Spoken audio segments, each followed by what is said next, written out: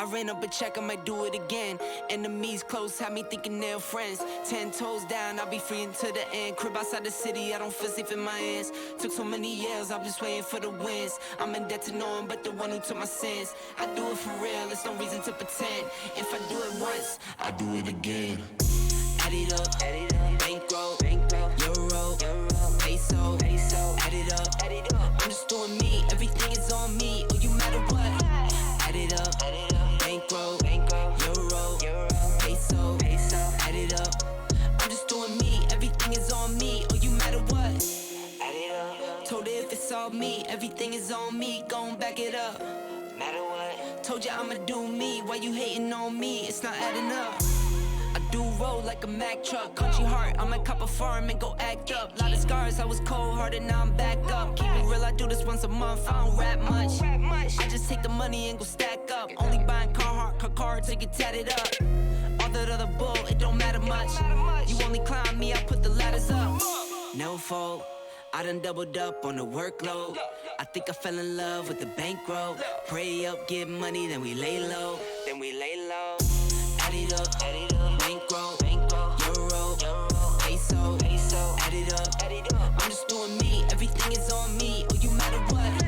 Add it up, bankroll, euro, peso, add it up. I'm just doing me, everything is on me. Oh, you matter what? Add it up. Told her if it's all me, everything is on me. Gon' back it up. Matter what? Told you I'ma do me. Why you hating on me? It's not adding up. Told her if it's all me, everything is on me. Gon' back it up. Matter what? Told you I'ma do me. Why you hating on me? It's not adding up.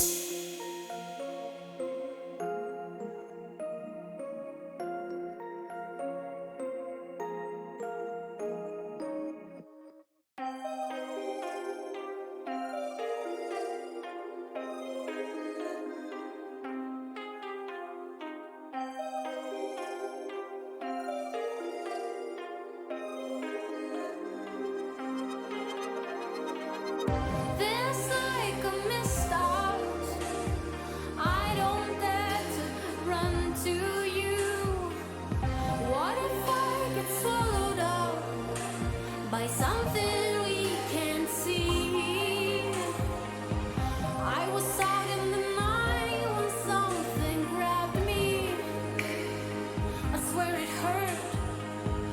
Kind of felt like something cold, but it stabbed me. The streets are playing with my mind. I'm losing everything inside. Time stands still as we go blind. We're losing everything. Streets are playing with my mind. I'm losing everything inside. Time stands still as we go blind. We're losing everything. Whoa, I will never be there.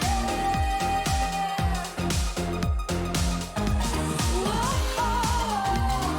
no more nightmares.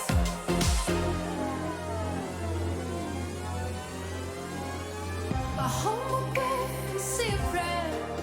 Dear God, from now on I'll be good. No more wars, no more lonesome cries. I volunteer in the neighborhood. The streets are playing with my mind. I'm losing everything inside. I'm losing everything inside. The streets are playing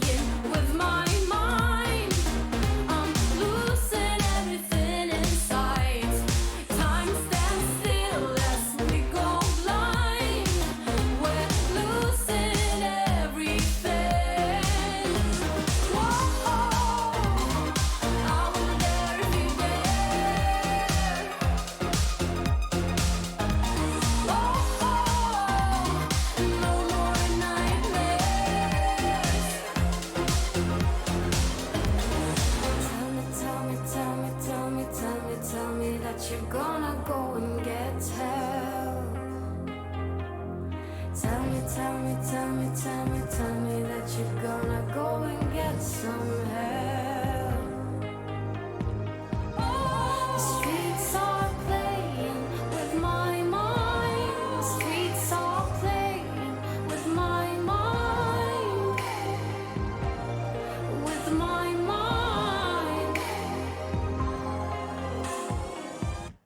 The streets are playing with my mind. I'm losing everything inside. Time stands still as we go blind. I'm losing everything. Streets are playing with my mind.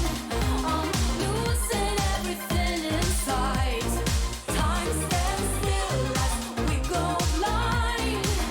I'm losing everything. Oh, I will never be there. Oh, no more nightmares.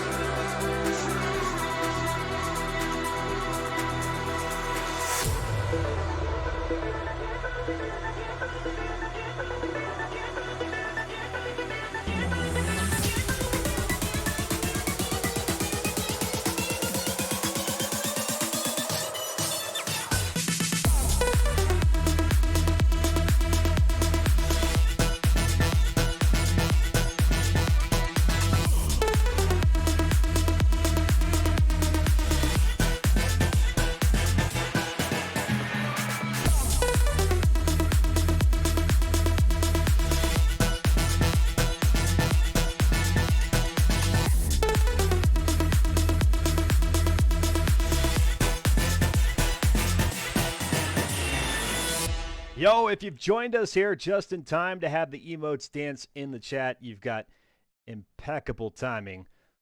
Let's get this racing thing a-going.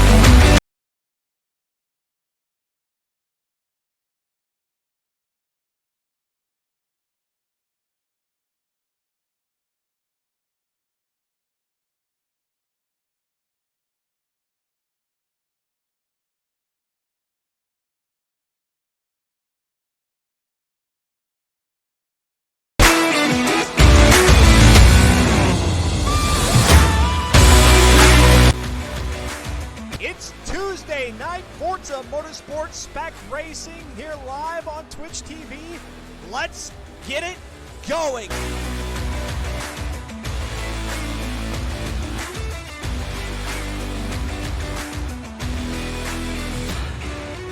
AMS Storm now here on lap number 34 of 34. Jumps into the top spot.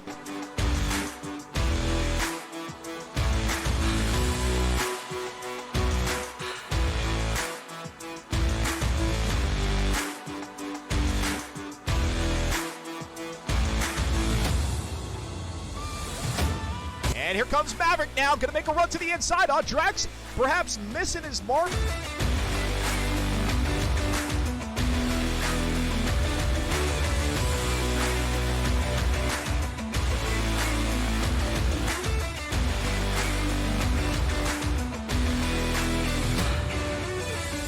Good afternoon, good evening, good morning, wherever you are in the world, racing fans, and welcome to X-Venture here live on Twitch TV. Well, that's a little early for the standings there. We'll hold on. Let's come to my face here first, and then we'll take a look at the standings here in just a moment.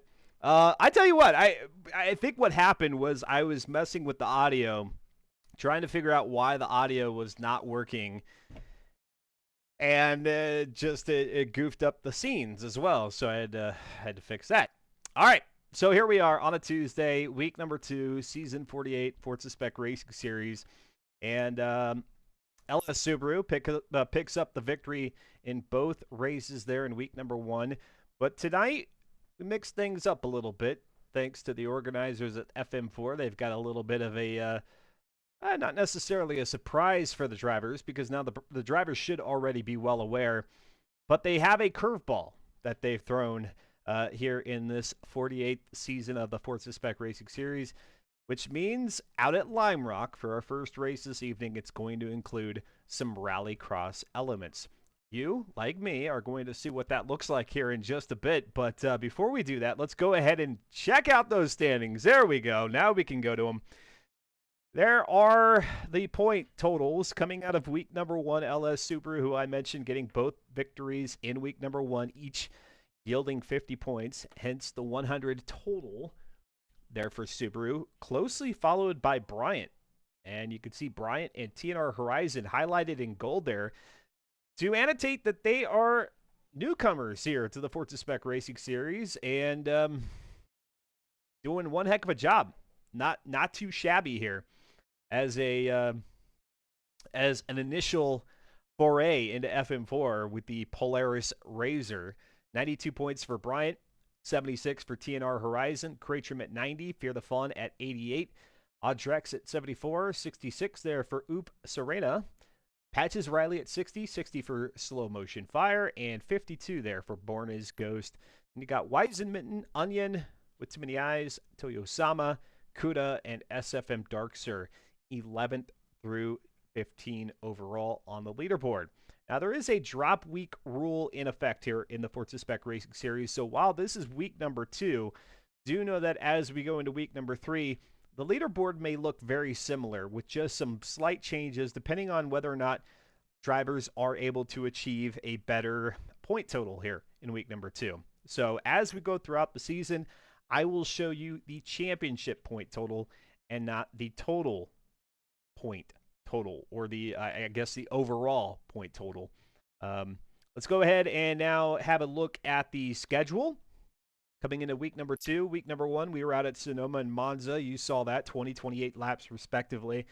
And now here on August the 30th, with just one more day in the month remaining, Lime Rock West Chicane, 25 laps. And as I mentioned, this is going to have an element of rallycross involved with it, so we'll get a peek at that here as the drivers hit the road for qualifying, and then that'll be followed by Mount Panorama, which if you asked me at the beginning of the season which race do I think will be most interesting here in the Polaris Razor, I would have immediately put my finger on Mount Panorama Bathurst. 11 laps. You've got the S's on the downhill. You've got what do you got up there? McPhillamy Park, the hard left-hander coming down the hill where you got to avoid that concrete barrier on the right-hand side. It's going to be very interesting in the Polaris. Short wheelbase. The vehicle was quite twitchy for me, but as we had learned from some of our drivers in the driver's spotlight, a little bit of tuning was able to cure that fairly easy, it sounds like, too. And then if you said, well, Dustin, okay, what's the runner-up then in terms of the next most interesting race? I would say Rio de Janeiro, which we have 1 week from today, right here on Xventure, week number 3, 10 laps out there. It's really, in my mind, it's any track that has these uphill, downhill elements, more so the downhill, because they'll be carrying quite a bit of speed by the time they get down to the Dipper, turn number 18 at Bathurst. And so what they do with that will be interesting to see, even here at Lime Rock. Maybe less so than Mount Panorama, but out here at Lime Rock, you've got the downhill, turn number 7, the right-hander going back toward the start-finish line on Sam Posey Straight. That will be an interesting part for these vehicles, these drivers. The whole kit and caboodle, the whole thing. I think I might have forgotten to introduce myself after the audio glitch and the scene glitch there off the top. I'm Dustin Moore. I appreciate you spending some time with me here on a Tuesday. We're going to watch a couple of races here tonight. If you've got anybody that you think might be interested in watching the broadcast, by all means, send them our way. Tell them to say hi in the chat. And you too, if you're watching right now and you're just kind of lurking, that's cool. No worries. I won't shame you for that. But if you would like to say hi, let me know that you're out there. We got eyeballs watching, and maybe where you're from, where you're watching from. You don't have to be specific. But if you'd like to throw that in there, you most certainly can. I want to thank Sand Chip. I think that might be the correct pronunciation. Sand Chip for the follow, I think, during the countdown here. So Sand Chip, if you're still watching, thank you so much for that follow. And it just makes it easier for you to find the channel moving forward. And that goes for everybody else who might be watching right now. Click that follow button. It's the very most I ask of any of the viewers. And then that way on Tuesdays, Fridays, and Sundays, you'll know where to find me right there in your follow channel section on Twitch Mobile, Twitch Desktop, wherever you watch. All right. We've got 15 drivers in the lobby right now, which is a fantastic number. As I read through right now, we've got Slow Motion Fire LS Barney racing for the first time here in season number 48. Good to see Barney out there on the track. LS Subaru, of course, getting the 2 wins there in week number 1. Born as Ghost, Cratrim, Onion with Too Many Eyes, Wizen, Mitten, Patches, Riley, TNR Horizon, Cuda 93, Oops, Serena, Audrex, Fear the Fun, Bryant, Modern Weapon. So pretty much a return cast from week number 1, if you will, with a few exclusions. So, you know, that's the way it works here in FM4. For some drivers, they come in, they're able to race a stream here and a stream there. That's my job. They're here to race here and a race there, and perhaps they can't do the entire season, but they get out there and have a good time. And then maybe if there's a point on down the road where they're able to participate more, they do. But that's the flexibility that FM4 affords you. They're not going to kick you out if you're not able to make all the races. And so if you are interested in participating, I encourage you, head on over to reddit.com/r/FM4 right now. Go take a look at how things are set up here for Season 48. If you want to get involved in Season 48, great opportunity for you to do so. And then hopefully if you like it enough, you'll stick around, and we'll see you in Season 49 all the way into what will eventually be the release of the next Forza Motorsport title. And hopefully we'll all be kind of reveling and being excited and enjoying the fun of a new title with FM4 and with the fine folks of the FM4, both the racers and the organizers, putting things on week after week. Great opportunity for you to get involved in multiplayer online racing without the craziness of the public hoppers, right? That's what most of us are trying to avoid, is the insanity of public lobbies. All right, qualifying is underway. Go ahead and head out there. Underneath the Sam Posey Straight Bridge goes Weisenmitten, I believe, is going to be the first one off the line here. Nope, that's Ellis Barney. Ellis Barney. And they are going to race, as we're seeing here, they are going to go ahead and race the track to get qualifying within the white lines so that they have clean laps, and for those who get dirty laps, well, they'll be positioned accordingly on the grid. But then we should see the rallycross element come into play here for the race itself. Ellis Barney now on the downhill into turn number 7 of this 1.5 miles. Now that's 1.5 miles for this west chicane circuit. They do have the extra west chicane thrown in there. Go ahead and get the race stats up.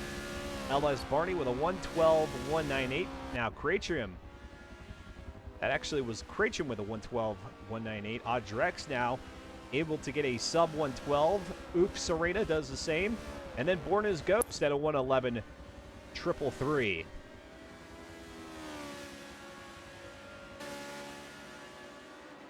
TNR Horizon now Fear the Fun.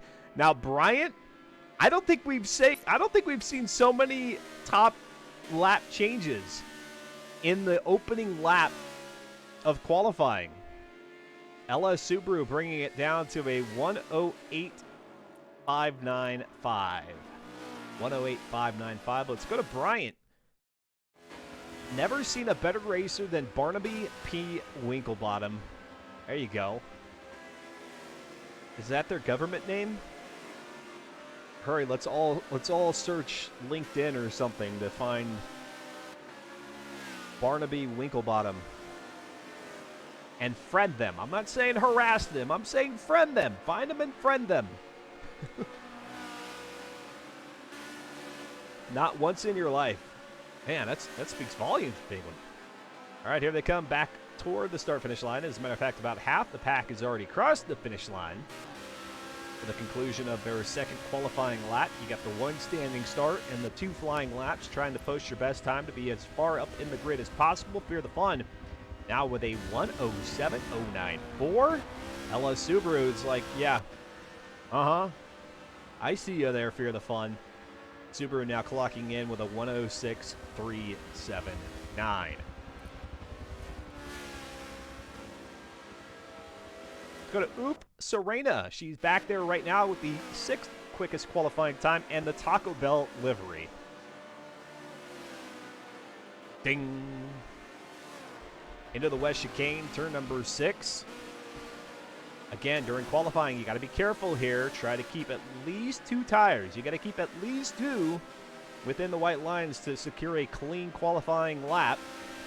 And back across the line goes Oop Serena with Patches Riley just out in front, and Weisenmitten.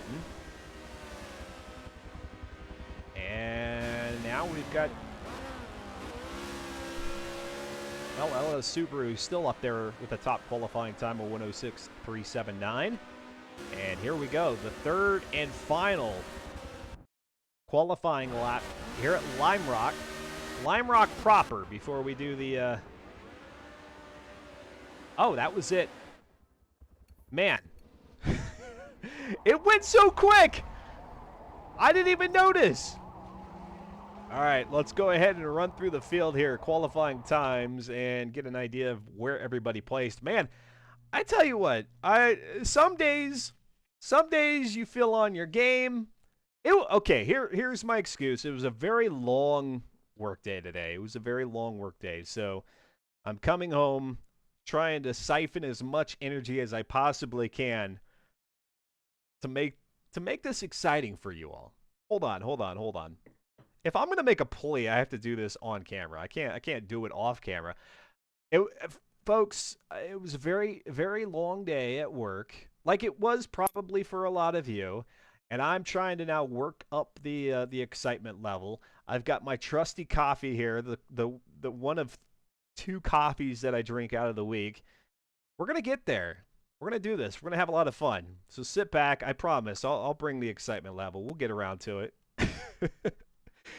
It just takes a little bit more effort some days than others. All right, here we go. Barney with a 107.461. That's a dirty qualifying lap. Oh my gosh, we don't run a predictor. Look at all these dirty qualifying times. Krejcim with a 112.198, a 111.865 there for Audrex, a 110.5 dirty for Weisenmitten, a 107.8 dirty for Patches Riley, a 111, wait for it, a 111.717 there for Oof Serena, a 107.320 there for Born as Ghost, a 107 dirty there for TNR Horizon. That's unfortunate for Horizon, who again enters today, week number 2, 5th overall on the leaderboard with 76 points, but now is going to have to start at the back of the pack and try to get around traffic pretty quickly. Kuda 93 with a 112.539, Fear the Fun with a 107.094, which I do believe is good enough for row number 1, P2. A 108.103 there for Modern Weapon, an excellent time for Modern Weapon. They're coming in with a clean lap at that. That's going to put Modern within the, I'm guessing, the top 8 here in terms of qualifying. 106.985 there for Bryant. Ella Subaru is on the pole with a 106.306, so actually able to knock off even a few hundredths of a second more.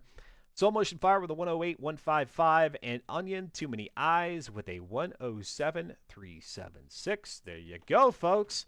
Qualifying is done. It's a wrap, and now we get ready for the rallycross element of Lime Rock. So, wow, we're currently sitting at in game. We are definitely not at Lime Rock any longer. We're at Mugello. They'll get that figured out. Let me go ahead and put a predictor up here. I'm sorry, I forgot it for the qualifying session. Let's start a prediction, and let's ask the question: who finishes 3rd at Lime Rock? Let's say, will it be LS Barney? Will it be Fear the Fun? Who else should we throw in there? Bryant. Let's get Cratrium in there, and let's even put Oops Serena, and then somebody else.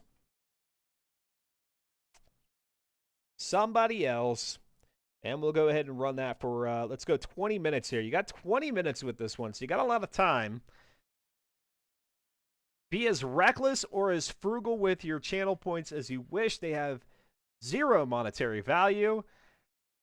It's just a way for you to have a little bit of fun here on the channel. Just be another way to get engaged with what's going on here is to pick who you think is going to finish 3rd. 3rd in this race. Not 1st, not 2nd, but 3rd. Who do we have here in the chat? Well, hold on. Let me.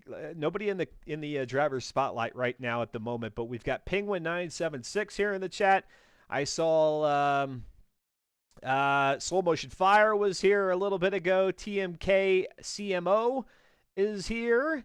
LS Subaru, SDR Onion with Too Many Eyes. Who else? Don't be afraid. Throw your name there in the chat. Say hello. That's all you got to do. I'm not asking for. I'm not trying to give you a bunch of questions to answer here. I'll save that for the driver spotlight as people duck in and have a word with me here from the FM4 crew. Okay, we're back at Lime Rock now in the lobby, which is good. That's a good sign. 15 drivers, like I mentioned, that's where we started last week, was with 15 drivers. So it's good to see the same number. It's not the same 15. It's a different, a slightly different crew. We've got a couple of drivers who have opted out this week, and a couple of drivers who have opted themselves in. Again, I can't stress it enough. Head on over to reddit.com/r/FM4 Forza Motorsport 7. If you've got it for the Xbox or for PC, either one works. We're racing the Polaris RZR E300 here in Season 48. That all changes in Season 49. New car. All the points are scrapped, and a new schedule of tracks. So be a part of the fun here and get ready for the next Forza Motorsport. It's coming here in spring 2023. Let's see here. Oh, I think there might be some. Even though I put 20 minutes on it, I think some people have already opted to throw their channel points down. It looks like we've got 26% of the vote going toward Fear the Fun, 66% going to the newcomer to FM4, Bryant. 5% to Cratrium, and then 2% to somebody else. I like it. You guys are getting active with the predictor. Very cool. Very cool. Let's go back to the standings here coming into week number 2, just to revisit those before we get ready for the racing action. Before we head out for 25 laps around the 1.5-mile Lime Rock West Chicane, LS Subaru, 100 points. Not a surprise here. LS Subaru, I should say, give due credit to, has 6 championships under his belt now at this point, and is going for a 7th, closing in on Cratrium, who's got the most championships in total within the FM4 series. Bryant, again, the newcomer here to FM4, 92 points, so just 8 off the pace. Depending on what happens here tonight, that could close that gap, or we may not see a change at all. If LS Subaru scores 2 victories here in week number 2, going into week 3, we will still see LS Subaru at 100 points. Again, that's due to the drop week rule that is in play with the Forza Spec Racing Series. All right, row number 1, it's going to be LS Subaru, Bryant in P2, so that knocks Fear the Fun back to P3. Row number 2, going to share that with Born as Ghost. Onion with Too Many Eyes, they're in 5th. Row number 3, sharing that space with Modern Weapon. Like I said, looking to be top 8 there for Modern Weapon. That's a great start. Slow Motion Fire, 7th with Oops Arena. Then you got Audrex, Cratrium, Kuda. LS Barney starts the litany of drivers who had a dirty qualifying time, to include TNR Horizon. Will those two be able to make it back up through the grid to get a top 10, top 5 position when it is all said and done? We shall see. Let's go ahead and head out onto the track where LS Subaru has them all lined up. And as soon as Subaru departs from his position here on the pole spot, everybody else is free to go. Kick the tires, light the fires. Week number 2 here, season 48 of the Forza Spec Racing Series is live and underway out here at Lime Rock, the West Chicane. And as they enter turn number 1, Big Bend, turn number 2, I believe this is where we are going to see the rally cross come into play. And sure enough, here we go. LS Subaru is going to take them through the tire barrier. Now, unfortunately, here our camera is not going to play nice, so I will try to remember to go into a camera view that works. But rally cross it is. We don't get this often here in FM4. They usually try to keep it between the white and yellow lines out on the race courses, but here the opportunity exists with the Polaris Razor, the 123 horsepower Polaris Razor, to get a little bit of dirt, perhaps touch grass, right? Isn't that a thing here in 2022? Go outside and touch grass. We're touching grass indoors virtually. Forza Motorsport 7. 81 foot-pounds of torque, 1,586 pounds of vehicle curb weight, bringing it being the Polaris Razor, to E300. Across the line for the beginning of lap number 2 goes LS Subaru. Behind Subaru is going to be Bryant, Born as Ghost, LS Barney. Let's go ahead and ride on board with Barney as we approach the rallycross section, just to get you an idea of what that looks like. Oh, it looks like Barney maybe get tagged on the backside there of the Razor a little bit. Going to emerge from the grass. You can tell grip is hard to come by. Grip is hard to come by here for the Polaris. They are on racing tires. And Barney in 4th position now, going to run it a little bit wide here. Turn number 5, the uphill. That's going to allow Fear the Fun to move to the inside. Barney a little squibbly. Squibbly? Yeah, let's go with it. Squibbly it is. And here comes Fear the Fun. They're all over the place. As a matter of fact, they're through the West Chicane. They have been given the liberties to cut those corners a bit as well.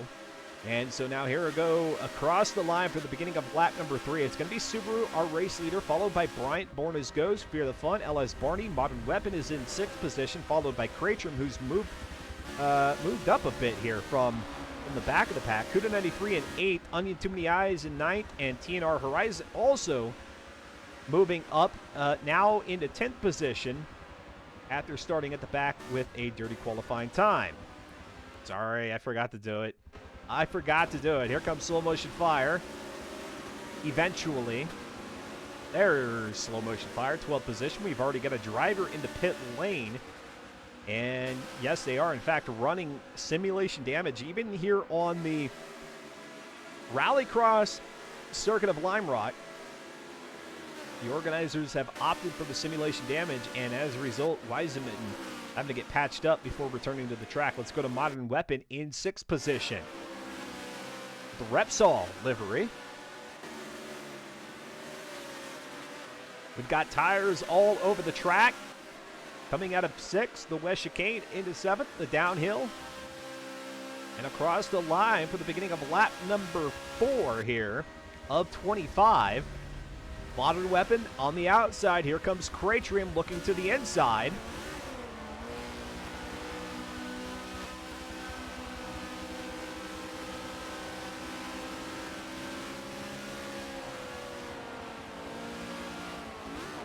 I see a couple of different approaches here. Cratrium just kind of trying to go as straight through as possible.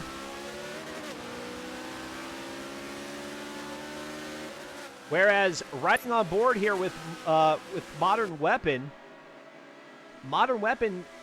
chose to kind of slide it through the corners. Trackmania style on ice. Go to Born as Ghost. Let's get Born as Ghost some love here. In 5th position.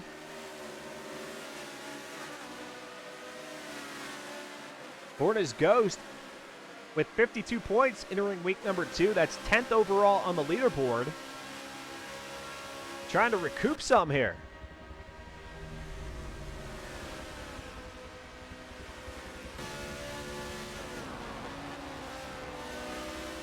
Back behind Fear the Fun, LS Barney in 3rd position.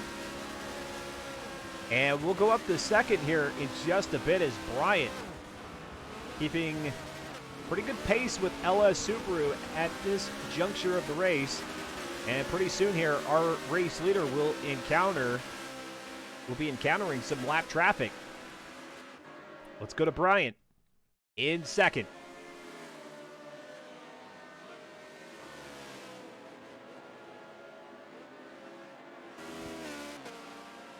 Seeing the Napa livery here on Bryant's Polaris Razor made me, it reminds me that I saw a commercial for Advanced Auto Parts today. And they've got a weird new jingle. It's like something to the effect of like, that's how we advance, or something like that. That's how we advance.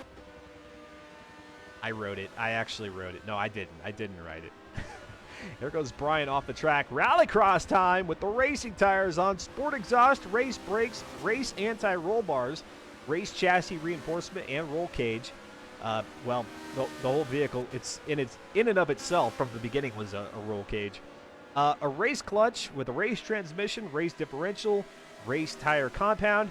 They've got 230/65 on an 18-inch rim up front and 280s 50 with an 18-inch rim at the rear. The rims themselves, the wheels are 1552 forged monoblock Pentas. As we see, Bryant coming through the West Chicane, Weisenmitten, one of the back markers there. No harm, no foul, getting around. Weisenmitten running their own race. Do one of these, but in the dirt and more controlled. You know, I will not be disappointed. I will not be disappointed if Turn 10 Studios opts to throw in a dirt track or two, or like an autocross circuit in the new Forza Motorsport title. I mean, especially with the amount of kind of more off-roady vehicles that they introduced with Forza Motorsport 7, like, give us a place to put them to use. All right, through the, well, I forgot to do the thing. I'm sorry. Cratrium in 3rd position. Fear the Fun there in 4th. A nice battle will continue to play out here. But look at that train of cars from Fear the Fun backward Or I guess it's really from Born as Ghost on back. Born as Ghost still in 5th position. TNR Horizon now all the way up to 6th. Let's not let that escape us. That TNR Horizon, I think, is coming from 12th or 13th after that dirty qualifying time up to 6th position now. Back behind Horizon is Modern Weapon, LS Barney, Kuda, Onion with too many eyes. That rounds out the top 10. Oh, it looks like maybe Onion. No, never mind. The timing is just silly. And we've got a couple of cars that are off into the grass there at turn number 7. Looks like maybe Audrex was one of them. It's hard to tell. The timing is a little bit slow,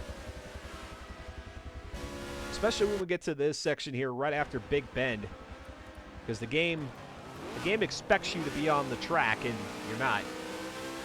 So it does all kinds of weird stuff to the timing. Oh, we got a little bit of the glue effect. Actually, that's Cratrium.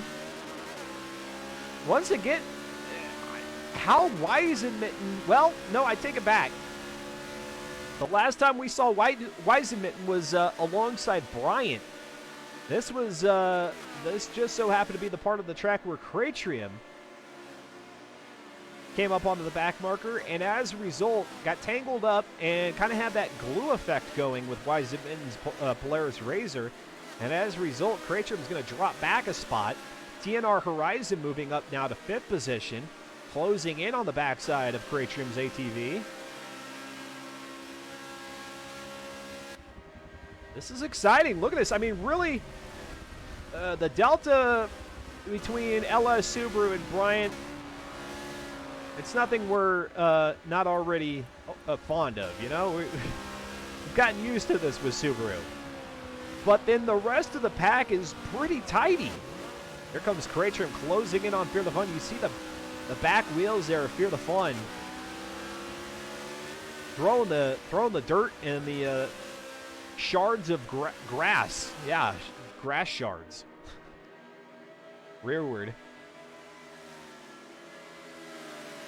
In Cratrium's direction. Now back up into turn number 5, the uphill. 1.5 mile, 25 lap race here, or at least 1.5 miles per lap. That could be a little bit shorter because we are doing a little bit of a rally cross here. So it may not be the full 1.5 at this point. I'm Dustin Moore. Thank you so much for tuning in. And no matter how you found me, whether it be on Twitter, whether it be the Forza Motorsport.net forums, perhaps the Forza Discord channel in the live streaming section, maybe you're just aware. Maybe you just know that this is a thing. However you found your way to dial in this one up on your www. Thank you for doing so. And if you're not yet already a follower, please do click that follow button. It sure make me happy. Sandy Chip did so earlier. There you go. If you follow, just like Sandy Chip did, get that a little alert at the bottom of the screen, and that way I can give you your the thank you that you're deserved. And for those that go above and beyond to support the channel with your subscription, thank you for being here once again. And of course, I would be remiss if I didn't say thanks to those of you in VOD Nation. Those that are watching the video on demand here on Twitch, or perhaps you're watching a recording that I've uploaded to YouTube.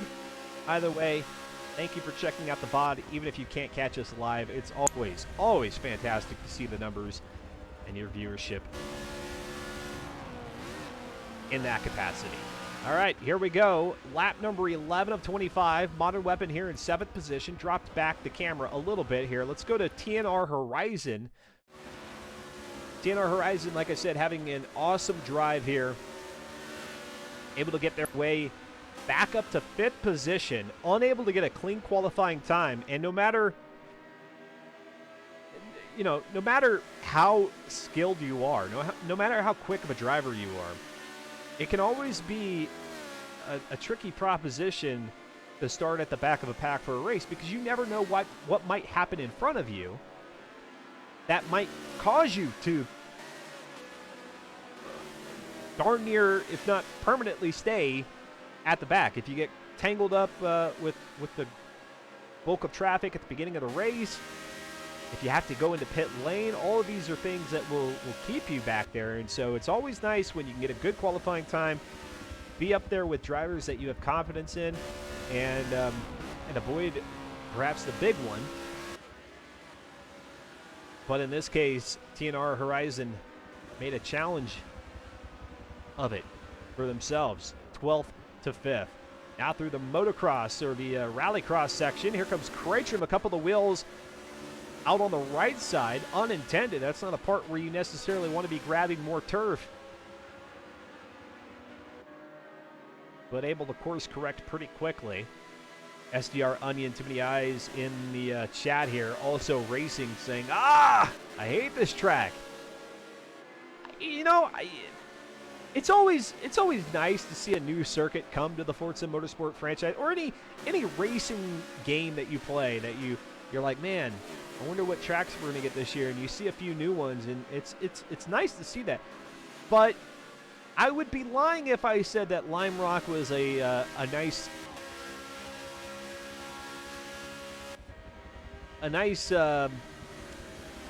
new entry into the series. I'm just not a huge fan. Just not a huge fan.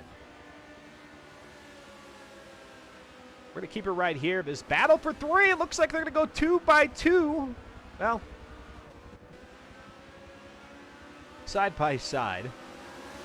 Kreitrim, TNR Horizon, and out emerges Horizon by the brush guard of the Polaris Razor in 4th, but then Kreitrim, because Kreitrim had the inside line, allows Kreitrim to reclaim position here. And so the Kmart car, the Kmart liveried Polaris of TNR Horizon, will have to settle for 5th about halfway through this race. And across the line now, on the opposite end of the track, uncontested is LS Subaru. No matter what vehicle he selects, and no matter what the organizers do, sprinkle a little rallycross into the mix, maybe that's what will throw LS Subaru off. No, that won't do it. Ain't gonna do it.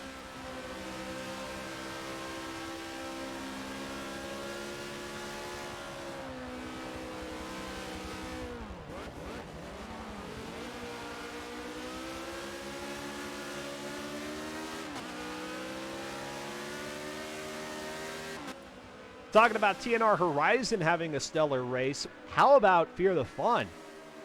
Fear the Fun getting a 3rd and 4th place finish in week number 1, which is just awesome for Fear the Fun. Those are incredible placements, incredible finishes there. Fear currently in 3rd with a little bit of help from the back markers earlier on. Kreitrim getting tangled up there a little bit, coming out of the rallycross section into turn number 4, the right-hander here at Lime Rock. And now across the line they go for the beginning of lap 15. Clearly Bryant is fast. Bryant is a very fast driver, as we were quick to acknowledge here in week number 1 and now here in week number 2. And yet Brian is probably thinking, man, what do I got to do to compete for first? This LS Subaru dude is just unstoppable, uncatchable, unflappable, unwavering. Any of the other uns you want to throw there. Let's go ahead and run through the field. LS Subaru in 1st, Bryant in 2nd, Fear the Fun in 3rd, Kreitrim in 4th, TNR Horizon is 5th, Borna's Ghost in 6th, LS Barney dropped back now to 7th position, Audrex in 8th, Soul Motion Fire in 9th, Kuda 93 is the last of the top 10, and then Oops Arena begins the remaining 5 in 11th, Patches Riley in 12th, Modern Weapon in 13th, Onion with Too Many Eyes in 14th, and Wiseman back there in 15th position.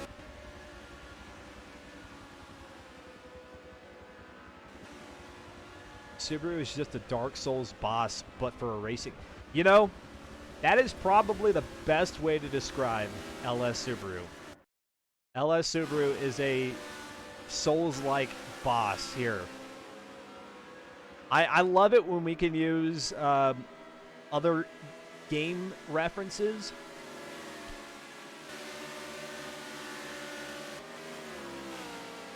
Here in the Forza Motorsport directory.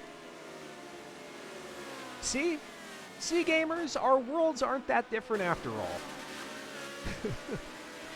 You've got bosses, we've got bosses. There's a lot of correlation. All right, here they go, out of turn number 7. You got Onion Too Many Eyes just not having a good run at all. Back there in 14th position. Onion sticking it out, though. That's what we like to see. If there's anything to commend a driver for when they're having a bad race, it's their decision to stick with it and just run the dang race. Not giving up. Not dropping out. Not tapping out. Not throwing in the white flag, but saying, you know what? I'm going to see this all this way down to the checkered flag, and where I finish is where I finish. A DNF here in the Forza Spec Racing Series is good for only 3 points. Finishing a race in the top 20 is worth far more than that. So definitely worth sticking around. As Cratrim now closing in on Fear the Fun, maybe putting the pressure on here. Fear the Fun, as consistent as he has been here through the first 3 weeks of Season 48, a 3rd, 4th, and now currently running in P3, Cratrim probably knows that if he pushes the right buttons here, he can catch Fear the Fun either relaxing or making a mistake, and then get that pass for 3rd position. And it looks like Cratrim is going to try it now to the inside here through the Rallycross section. Turn number 1 into Big Bend. They're going to opt out of turn number 2, and here we go.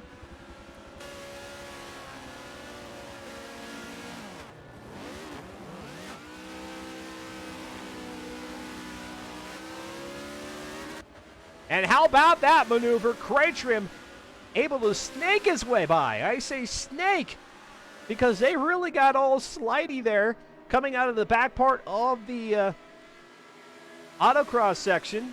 Not autocross, rallycross. You can almost sense those tires, the race compound tires, just begging for grip.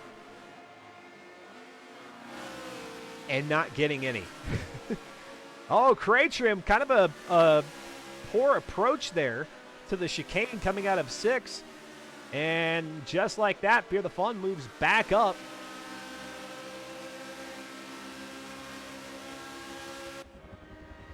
And this pack that we had from 5th on back has disintegrated.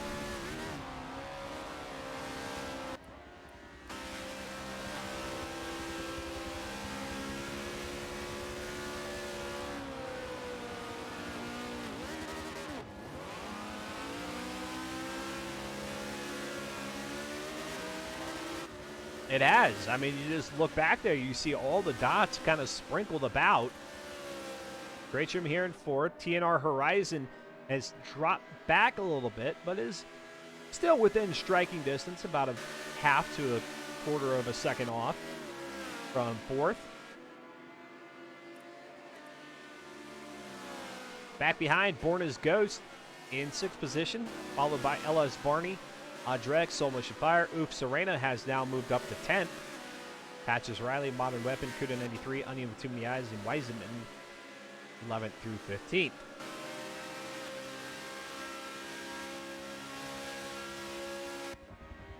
Cratrim looks pretty comfortable there.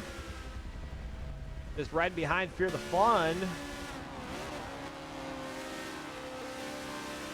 And let's see here if Fear the Fun makes a mistake on the exit of the rallycross portion. If that's where Cratrim's going to try to strike. Nope, just doesn't have the traction to do so. It will be close, though, coming back out on the asphalt. But Fear the Fun in good position. Ghibli Giblets there in the chat says, "Come on, Ghost. If we don't win, I have to endure a slap in a pickle."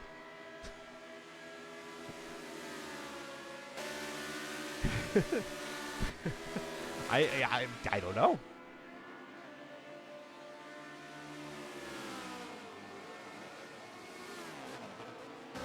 Through the West Chicane, turn 6. Under the Drivers Club Bridge and down into 7. So the Polaris Razor seeming to handle that right-hander at the bottom of the hill pretty well. I wasn't sure what to expect. I wasn't expecting carnage or anything like that, but I just didn't know if you put all that weight on the left side of the suspension with that much speed and offload the suspension on the right, what that would do, if that would adversely unsettle the Razor, but it doesn't seem to.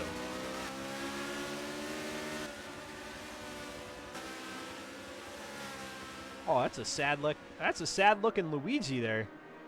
Oh. Poor Luigi.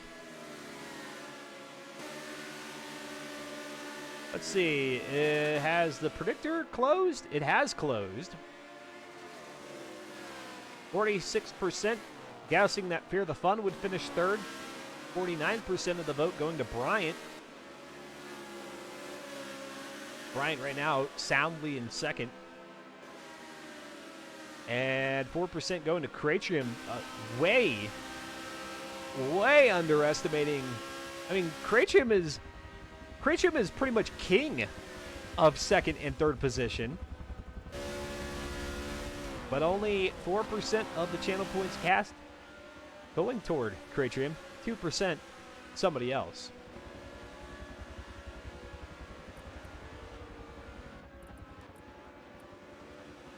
DNR Horizon getting back into the mix here in the battle for third. Penguin, come on, Barney. Become more swift.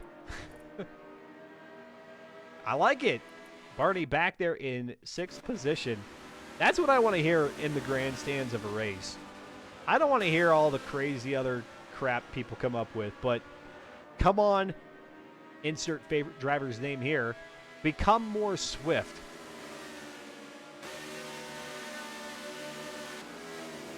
Followed by a be aggressive, be aggressive chant. Yeah.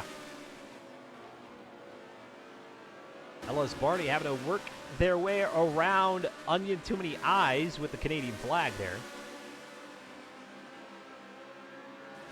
Into turn number 7, Barney able to get by pretty smoothly. Having to take a little bit of the rumble strip. Not much of it. Let's go back to TNR Horizon now as they exit the autocross section here on lap number 23 of 25. It's going to be Cratrium now, who's moved up to 3rd position. Fear the Fun dropping back. Oh, and somebody just went head first into turn number 1.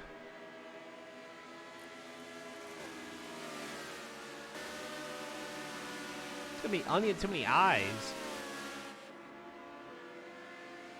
Onion probably thinking, is this race done yet? Are we done here? Through the power of Dunkin' Donuts, become fast. Oh, Fear the Fun! Makes a mistake and runs wide out of turn number 6, that West Chicane. And that could have been a very costly mistake because not only did Fear the Fun lose the opportunity to reclaim 3rd, but now TNR Horizon moves up a position to P4. That's the kind of day it was today for me. All my words are starting to slur together now. Just pretty soon it's just going to be one single word that you won't be able to decipher. LS Subaru, unless something goes terribly wrong, will pick up his 3rd consecutive victory here of 3 races that have been season 48. Bryant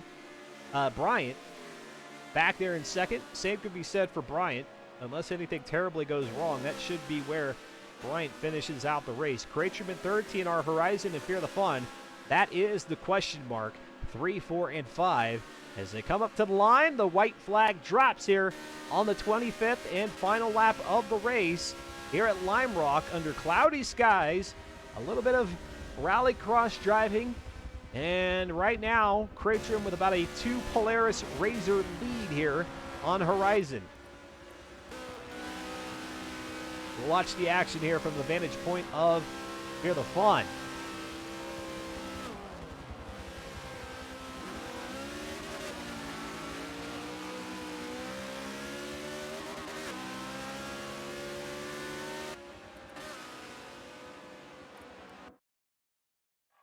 Let's move the camera up to 4th position. TNR Horizon, if they're going to have a chance to score a podium finish here in race number 3 of season 48, they've got to make it happen now. This would be TNR Horizon's first of the season. Through the west chicane, turn number 6. It looked like Cratrim might have. Did Cratrim tag the tire wall a little bit? It's hard to tell, but with the pace that Cratrim's got going now, I don't think that's the case. Here comes TNR Horizon's going to look out to the outside and see if there's an opportunity. Rather, look to the inside. Just is not going to have the horsepower to make it happen. Cratrim finishes in 3rd, TNR Horizon in 4th. Fear the Fun in 5th. Borna's Ghost grabs 6th position. Barney will finish in 7th. Oof Serena in 8th. Audrex in 9th. Patches Riley will get 10th. Slow Motion Fire in 11th. Assuming that Modern Weapon doesn't find a way around here from 12.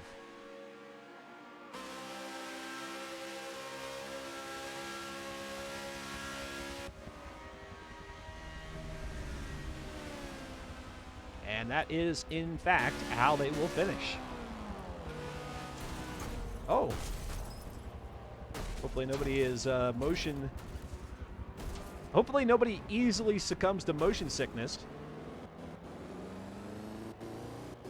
All right.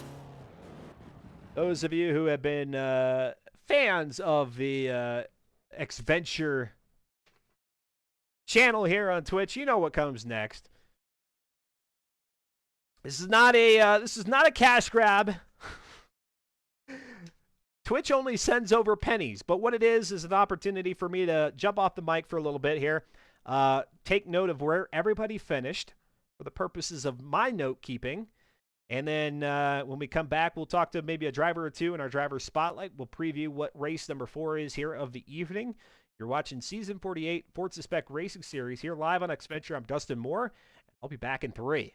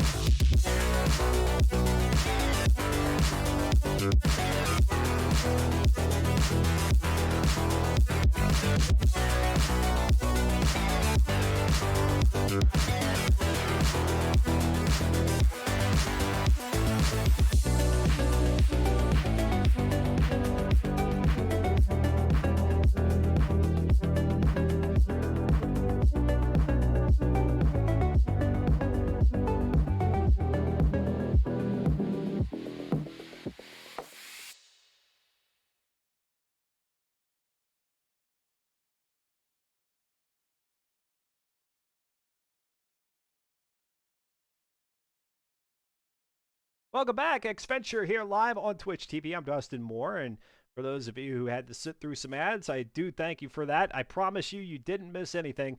We're getting ready for qualifying out here at Mount Panorama Bathurst in the Polaris Razor, race number 4 of season 48. You haven't missed a thing. Let's go ahead and talk to our victor here in not only race number 3 out at Lime Rock, but then race number 2 and 1 at Monza and Sonoma, respectively, in inverse order. LS Subaru, doesn't seem like it matters what is thrown your way. The vehicle, the configuration, the tuning, the setup, and then, of course, now, as we saw here at Lime Rock, a little bit of rallycross. So a change from the usual paved surface still isn't a big enough curveball for you.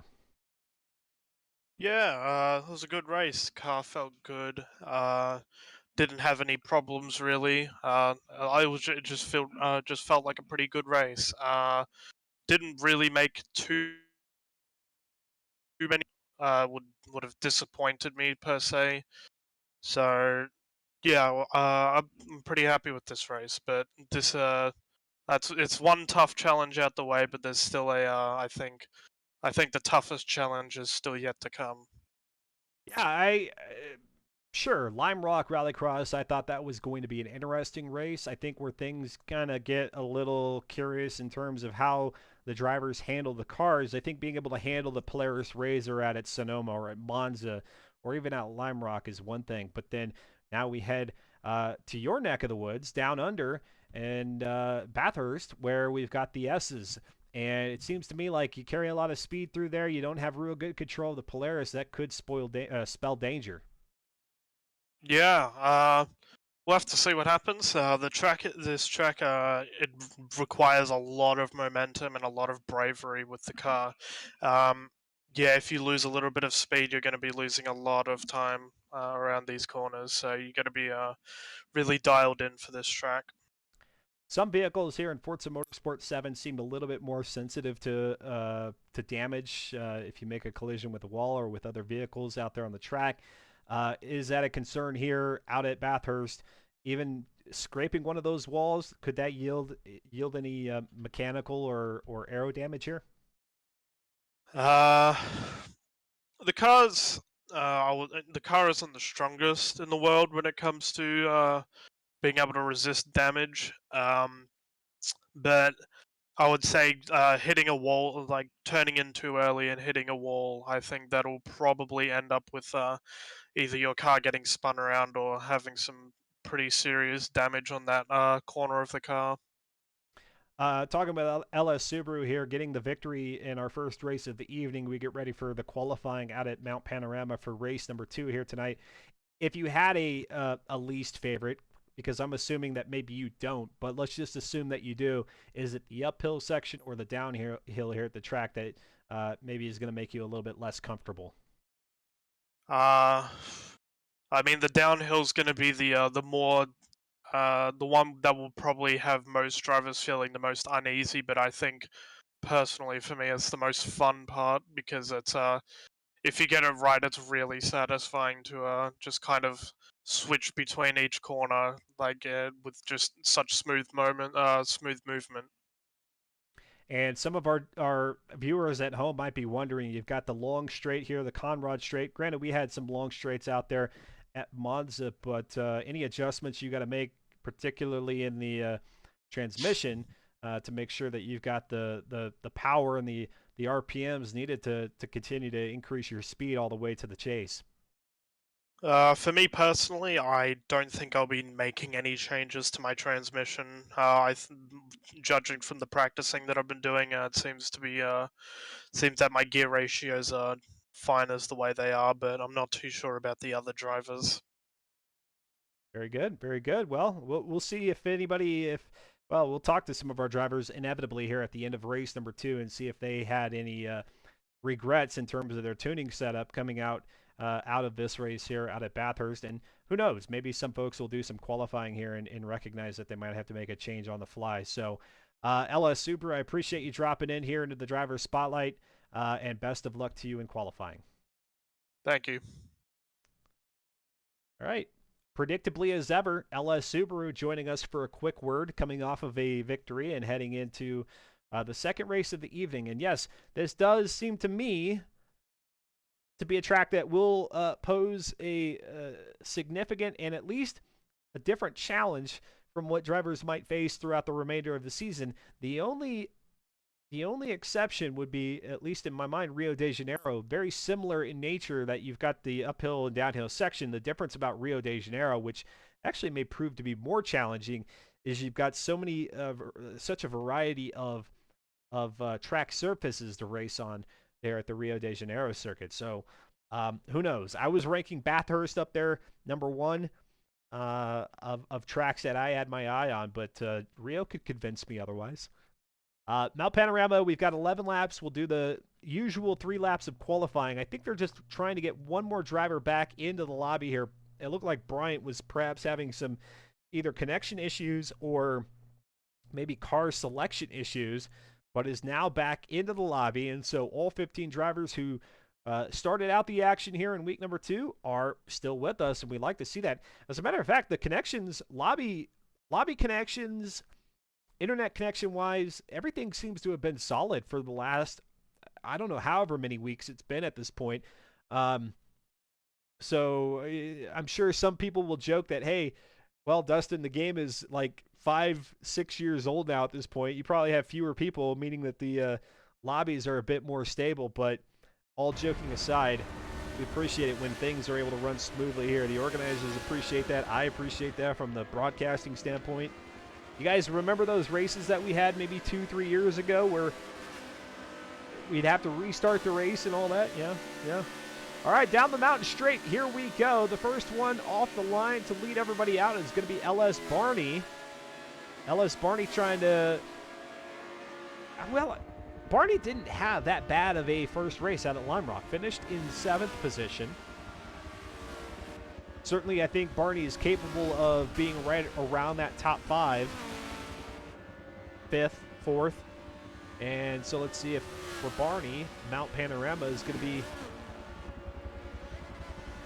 the track to make that happen. LS Barney, again, racing for the first time here in Season 48 in week number 2. That poses a unique challenge to Barney, unlike most of the racers that are here in week number 2, in that Barney basically has to look at the next 3 weeks after tonight and say, I gotta get all the points possible. My drop week is already accounted for in week number 1. All right, so out of McPhillamy Park into the S's, which are comprised of turns 11, 12, 13, 14, 15, 16, 17, and into the Dipper. Turn number 18, and then force elbow. The Dipper getting its name because you drop down into this left-hander. You got all those tires off to the right-hand side against the wall. You want to look out for those. And then now into the force's elbow right here before you hit the Conrad straight, which is really straight, but you do have this hill right here. So that may pull back on the acceleration of the Polaris a little bit before you gain more speed on the way back down. And then into turn 20, 21, 22, which make up the chase.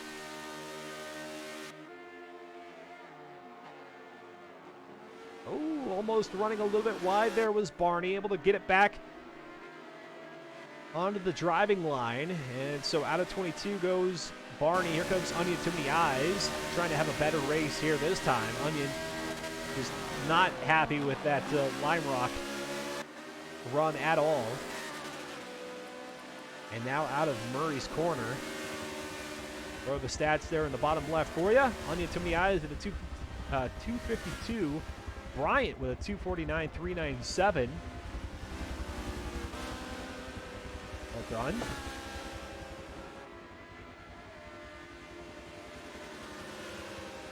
Kind of a stark difference, right? We go from 108s, 107, 106s out at Lime Rock to now 250. I'm guessing we'll see those times drop down a little bit closer to 245. Well, right now, LS Subaru on pole. If we were to end qualifying at this point, Bryant would be P2. Then Fear the Fun, TNR Horizon, Oops Arena, Cratrium Onion, Patches Riley, So Motion Fire, and Barney. That would be your top 10.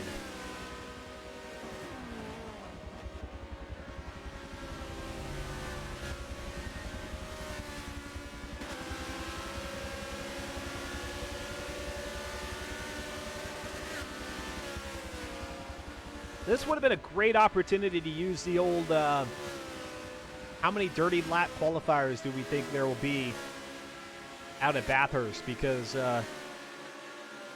as we see Onion coming out of McBillamy Park there, very close to the wall, if not scraping it. Now there is a little bit of leniency here in Forza Motorsport 7 that if you just scrape a wall, the game may not invalidate your lap time. It will slow you down. But there is a chance that you will avoid the dirty lap flag next to your time if the contact is light enough.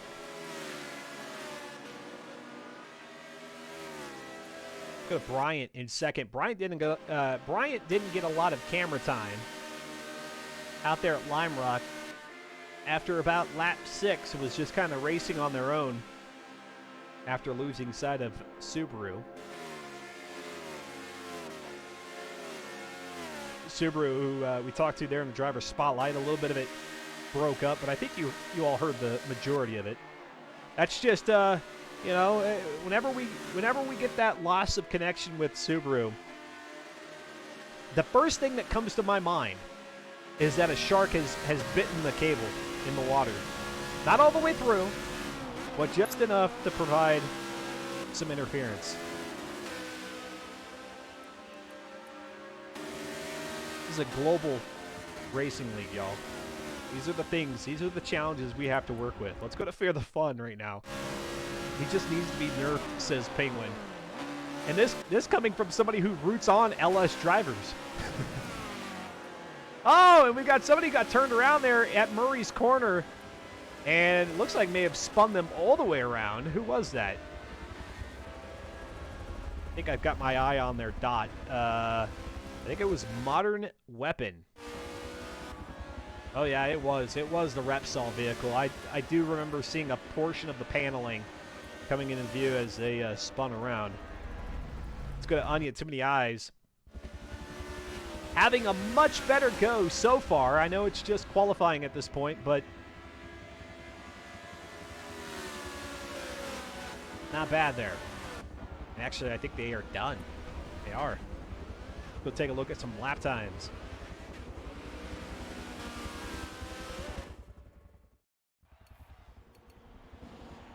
Onion, too many eyes. 247.222. LS Barney to 247.708. Bryant with a 245.808. So Much Fire with a 248, a 246 there for Cratrium, a 248.5 for Oops Serena, a 249.580 for Fear the Fun. LS Subaru with a pole sitting 244. 244, y'all. Woo! 248, Patches Riley at 247 there for TNR Horizon. A couple of dirty laps in Modern Weapon and Born as Ghost, 254 and 246 respectively. Cuda 93 to 250.6, Weisenmitten at a 301, and Odd Drex with a 257.198. Dirty. Dirty. So we'll go ahead and let the organizers sift out the times and set them up in the lobby accordingly. The E300 Polaris Razor. I guess I should be calling it the Polaris Razor 1000, as I see in the lobby convention nomenclature of the car. It has been entertaining, and this is coming off of the previous 2 seasons, which were enjoyed in the Cadillac XTS limousine, and then we had the last season, season 47, we had the Ford F-150 Raptor race truck. Those seasons went really, really well. You might look at that vehicle and go, not sure, but they actually panned out nicely. And here, the same could be said for the Razor. So we'll see if it continues on. week number 3, 1 week from tonight, same bat time, same bat channel, 8 p.m. Eastern, right here on Xventure, will mark the halfway point here of Season 48. So we'll have that first race out there at Rio de Janeiro, and then the second race of the evening will begin the back half of the season. It's crazy. Everything happens so fast here in the span of 5 weeks. That'll be Homestead. Homestead on the apron out there, not running the banked oval, but the apron portion. And they will also do the pit lane. There's a skinny pit lane road there at turns 3 and 4. So that's what you can anticipate a week from tonight. And of course, I always think week 3 is probably the most intriguing when it comes to the point situation. By week 4, well, coming out of week 3, going into week 4, and then by the end of week 4, at least for the last 6 seasons, we pretty much have known who our champion is going to be. Yeah, sure, there's a bunch of other positions on the overall leaderboard that have to be sorted out. It's not always all about the top spot. But yeah, coming out of week number 3, heading into week 4, I think gives us a good idea of how competitive things will be going into that final and 5th week, the endurance event, which this season is taking place out at heading out to Circuit de Catalunya, the national circuit. I love Catalunya. It's not my favorite. It's not my favorite track. Don't get it twisted, but it is up there in terms of in Forza Motorsport, one of my favorites. All right, so the organizer's getting everything set up here. We will get the predictor. Let's see, who was our 3rd place finisher here?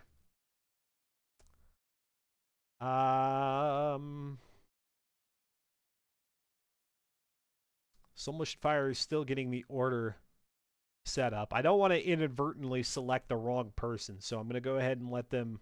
Oh, actually, never mind. I said top qualifier. Top qualifier was LS Subaru, so that's an easy one. That's an easy one.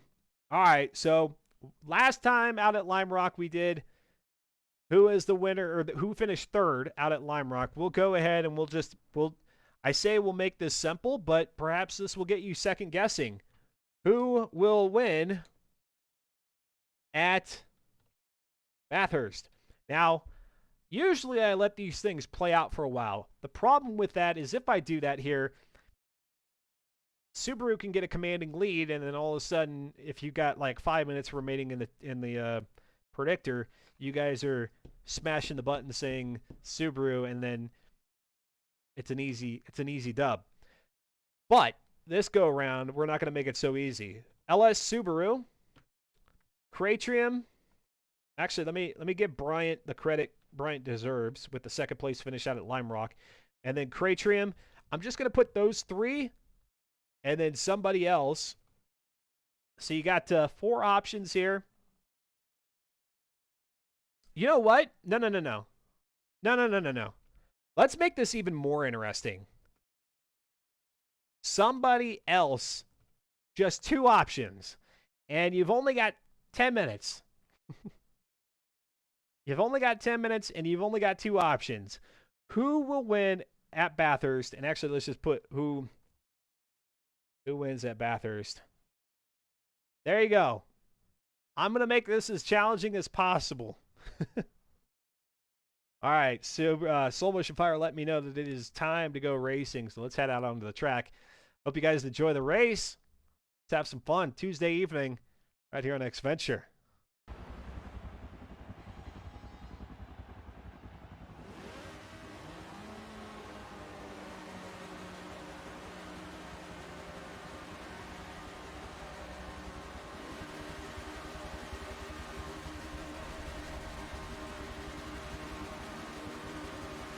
LS Subaru really holding them there, and now here we go. Kick the tires and light the fires.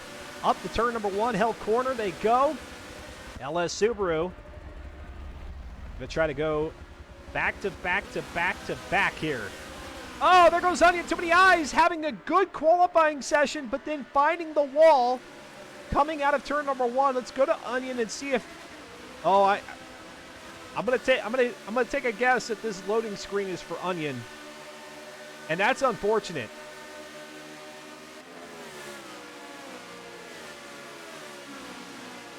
had a rough go out at Lime Rock, had a solid P4 qualifying spot, and perhaps found their way into the wall, maybe with a little bit of help. Now coming up to the cutting, out of the cutting, into turn 5 and 6, the quarry corner section here at Mount Panorama.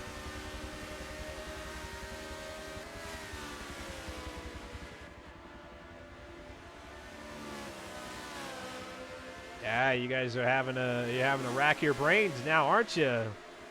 Where do I put my channel points? Do I go with the seemingly obvious answer here, or do I go out on a limb that this will be somebody else's victory? All right, through the S's. Oh, a little bit of a tap of the wall there for LS Subaru. I asked Subaru there in the driver's spotlight prior to qualifying, how susceptible is the Polaris RZR to damage if you make contact with the wall?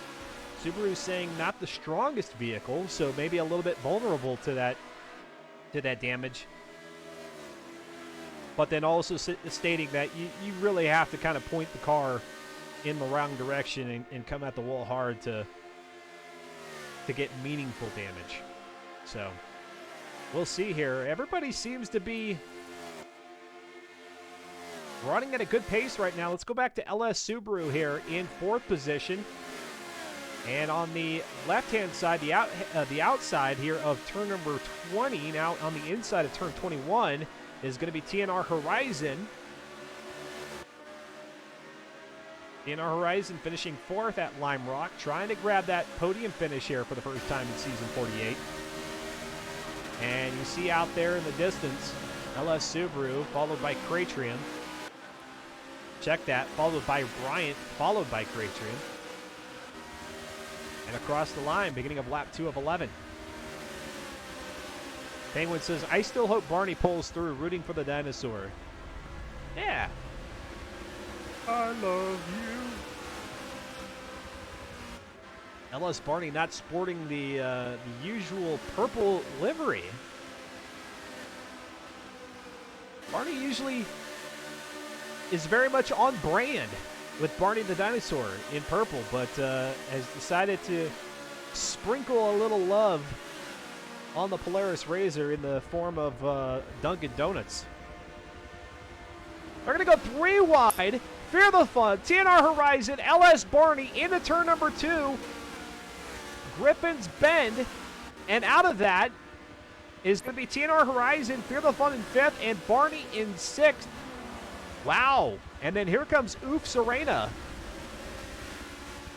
I don't know about y'all, but I was getting a little bit nervous there. Turn number 1, and they had a big gaggle of Polaris RZRs behind them. I was getting a little bit nervous about the 3 wide, but it actually panned out very nicely. I don't even think there was any contact. Well done. Go take a look back at that here on the Xventure replay. Oh yeah. Oh yeah. I try to bring the production value. If you're not yet a fan of the stream, I'm gonna make you a fan. They were much more 3 wide on the entry. I know it got cut off there by the overlay. The 3 wide was very, very real on the entry to turn number 2, and then basically as they were turning those tires in, it let up a little bit. Out of Force's elbow comes LS Barney, now who's fallen back to 8th position. And as I run through the field, it's LS Subaru in 1st, Bryant in 2nd, Cratrim in 3rd, TNR Horizon in 4th, Fear the Fun in 5th. Then it's Oof Serena, Patches Riley, LS Barney, Cuda 93, and Slow Motion Fire, 6th through 10th. Let's go to TNR Horizon in 4th. Oh, Penguin's, see, Penguin's impressed.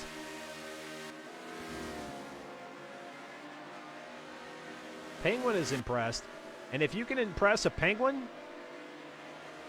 in their tuxedos, good. Hey, Onion. We saw what happened That was very unfortunate. Hopefully week 3 can be better for you. I know that was rough here today. That was a rough one.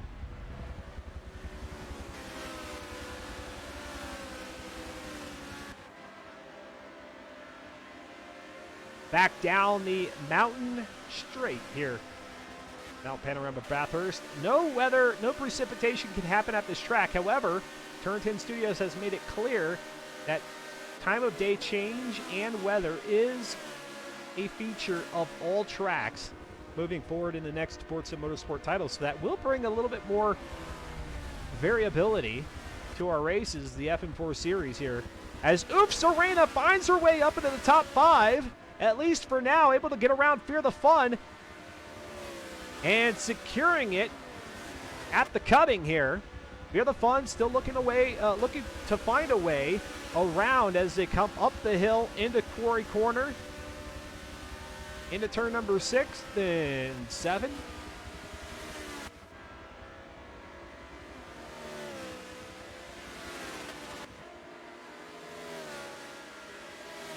The only track that I had any pace and I got Xbox Live. Oh. Yeah, you had a good qualifying time. That you did. Here comes TNR Horizon now down the hill.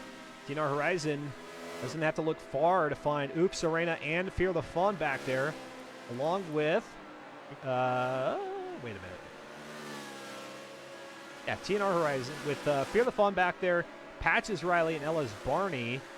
Even Kuda 93, Soul Motion Fire, Audrex, Modern Weapons. So another, which actually I'm very surprised about here. Oh, no, not here at Monza? Well, you qualified 4th here, didn't you? Oh, no, we've got the loading screen again. This is bad news bears when this happens. Last chance to throw your channel points down. Who will be the winner out at Bathurst? Will it be Subaru or somebody, anybody other than LS Subaru? One person has dared to go that direction. Unfortunately, right now, Subaru is doing Subaru things and very early on in this race, expanding upon that lead. Let's go to Cratrium.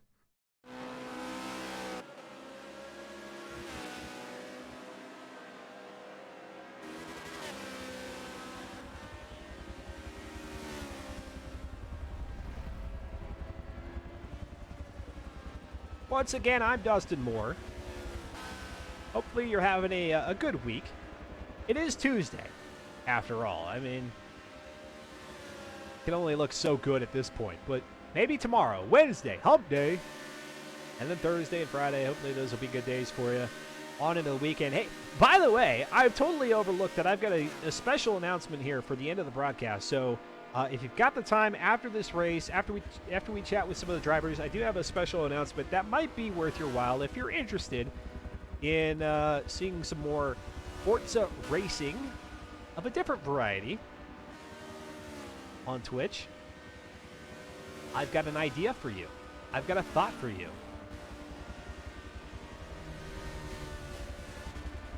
And then click that follow button. All right, our predictor has ended, and at this point, it is very well.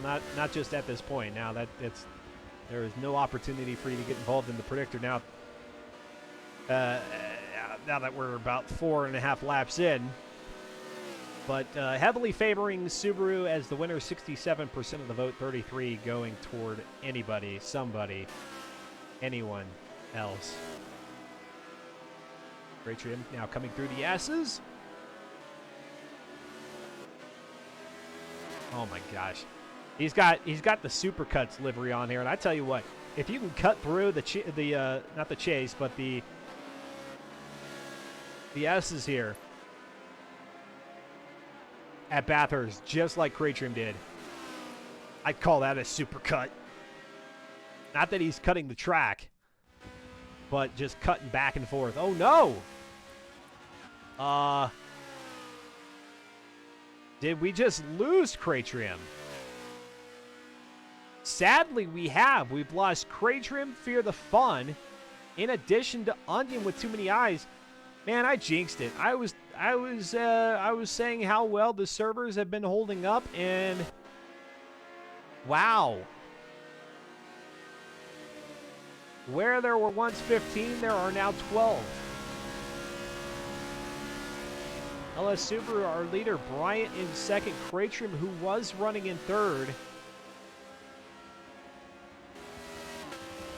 is now out of the race. TNR Horizon is in third. Oops Serena in fourth. Kuda 93 in fifth. That does not happen often to Cratrim. I cannot remember the last time we had a disconnect out of Cratrim.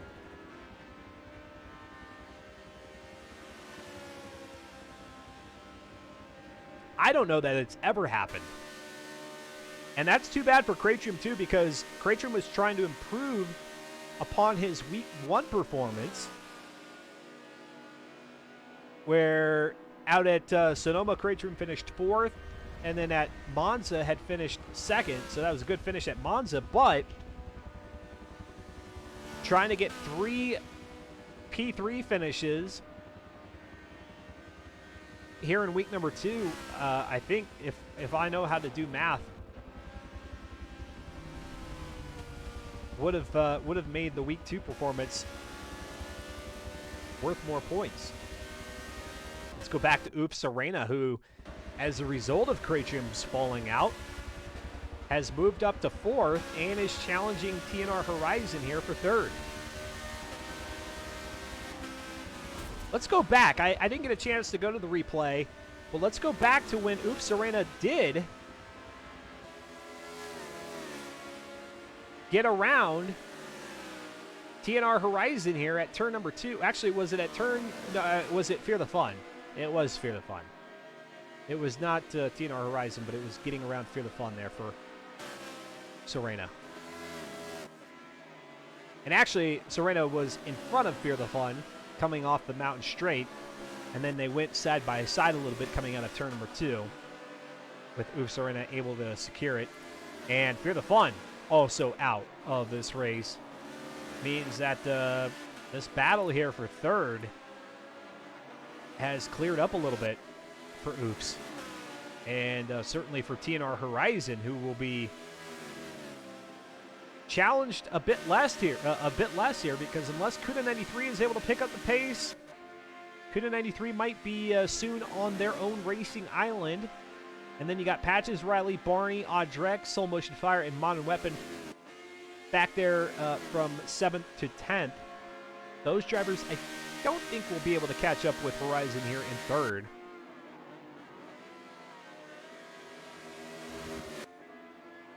And now here comes Oops Serena. The Taco Bell livery is going to look to the outside here, coming up to turn number 23, Murray's Corner, underneath the Armor All Bridge. They're going to go side by side, locking up the brakes a little bit. I heard some tires squeal there out of Oops Serena's Polaris Razor 1000, and now here they go up to the line, almost side by side, up to turn number 1, Hell Corner. Oops Serena to the inside, TNR Horizon on the outside. You see the nose there of the Polaris Razor dropping down as soon as the brakes are applied. Some sparks are flying, and now out onto the mountain straight they go. A little squiggly there, the front end of Serena's car, but able to get it recomposed, and here they go up to turn number 2. Serena opting to go back onto the rear bumper here of TNR Horizon's Razor. Looking every which way. Going to peer to the inside at turn number 2, but then get right back behind Horizon. And now as they go up toward the cutting, Horizon's going to be on the low line. Oops Serena a little bit closer to the wall. Oh, we've got a nice, lovely battle for 3rd here. Out of turn number 4, up to 5.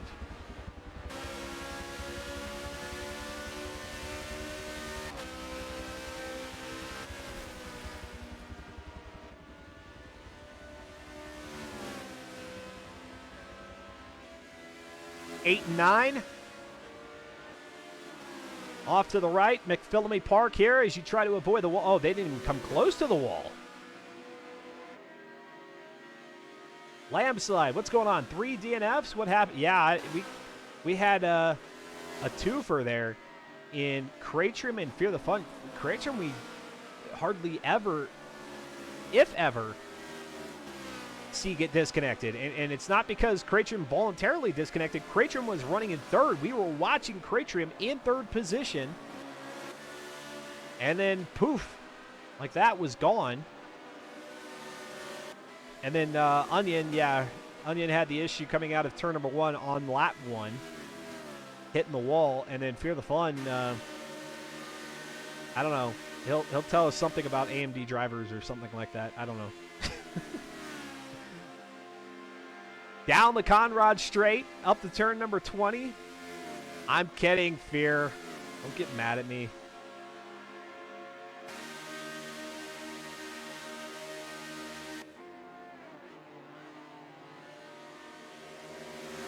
This is a really good battle. I hope this one goes all the way to the end here. We're on lap 7 of 11.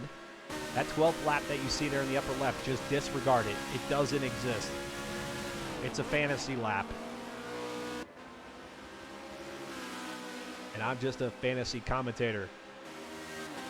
Living in a fantasy virtual Forza Motorsport 7 world.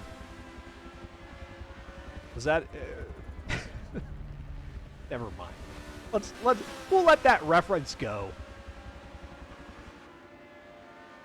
Can you hit other cars if you yell 4 first, says Lampslide. No. That's not how this works. It is a beer league, but they are trying to be kind to each other. I know you're saying that in jest there, Lampslide, but for anybody who might be watching that is uncertain, you don't get to call 4 before punting your opponent into the ether.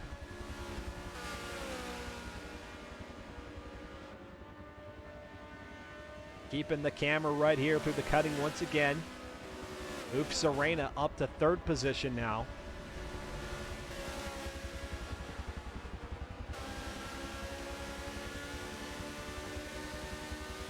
Reddit.com/r/FN4 Nightbot.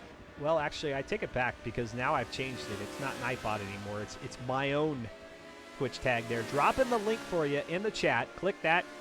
Head on over to the subreddit here for FM4 and get involved in week number 3. You can still participate, even though by joining in week 3, that means you'll be out of contention for the championship. No better time than maybe midway through your season to get familiarized. And then that way, after 2 or 3 weeks pass, you hop into the next season, everybody's starting from scratch, and then you give the championship a run for the money. It doesn't matter your skill level. It really doesn't. Don't be put off by maybe how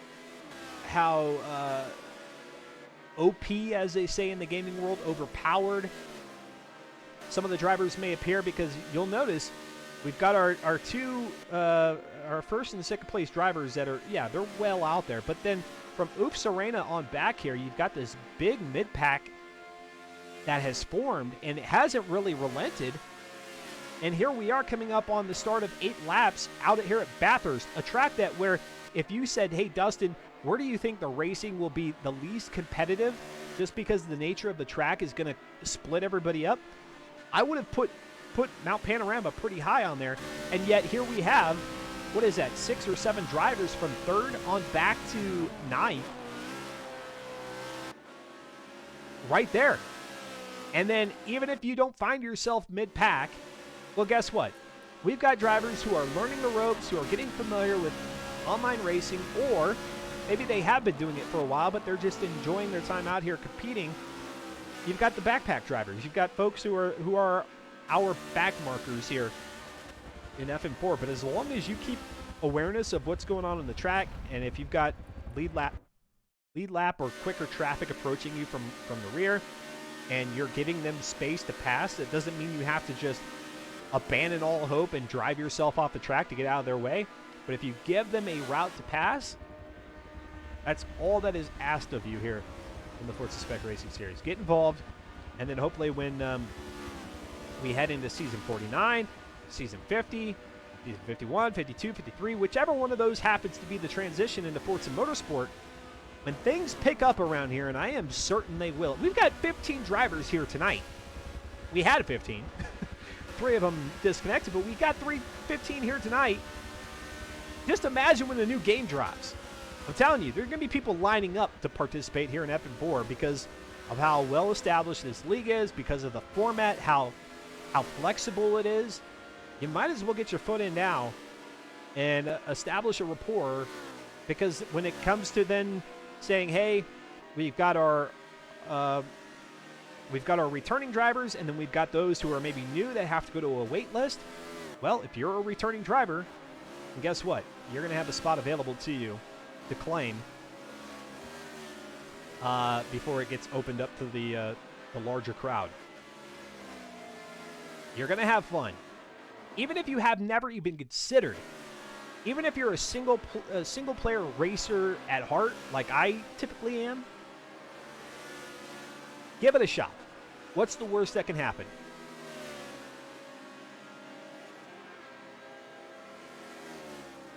By the way, I'm Dustin Moore. Welcome to X Venture.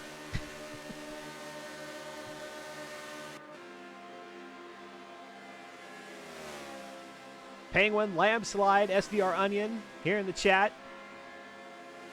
This will be my last call for the evening. If you've stumbled across the channel here, and even if you like to lurk, if you prefer to lurk, but if you've got a moment to just say hi there in the chat, be greatly appreciated. And for anybody who is not yet following the channel, which is free of charge, clicking the free button requires no expense to you. Then you'll get a little alert there at the bottom of the screen. I'll say hi to you, and that'll be it. I won't make you embarrassed or anything like that. Across the line here for the beginning of lap number 9, as LS Subaru continues to dominate, really. But, you know, it's not impossible at this point. If Subaru makes a mistake, it's not impossible that Bryant catches up and takes the lead. There's about a, I don't know, if I had to estimate, maybe a 1 second, 1.5 second delta from first to second.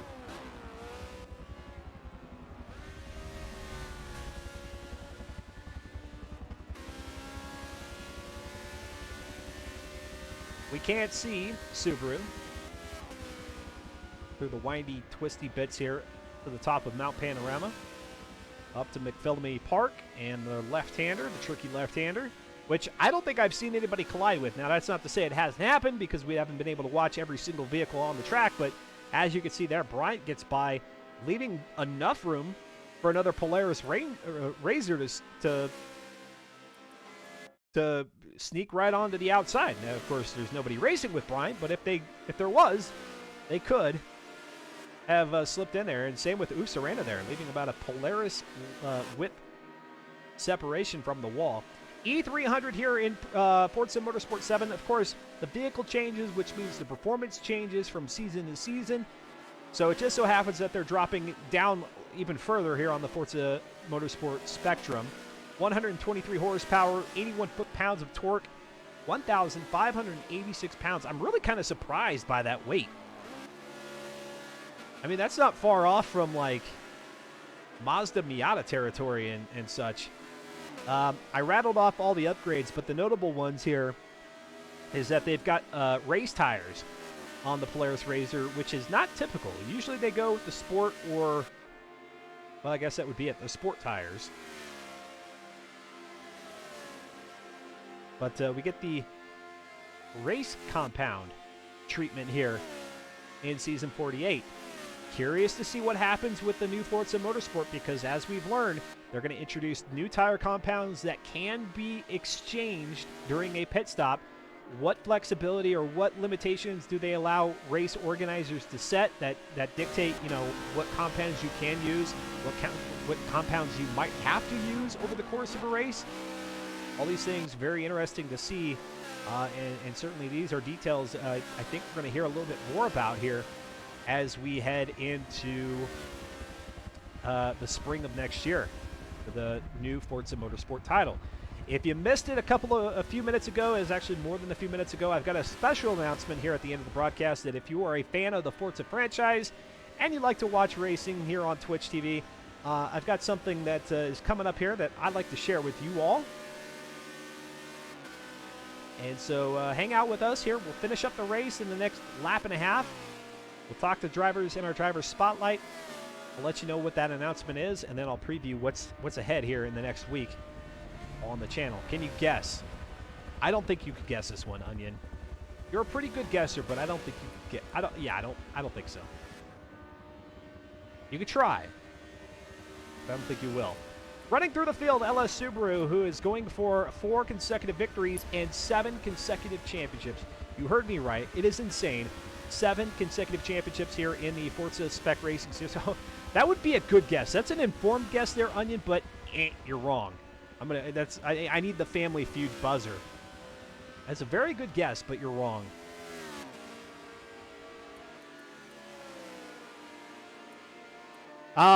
Yeah, I left off at LS Subaru. I didn't make it very far through the field. LS Subaru is our race leader. Bryant is in second, running for the first time here in the Forza Spec Racing Series Season 48 and trying to pick up their second P2 finish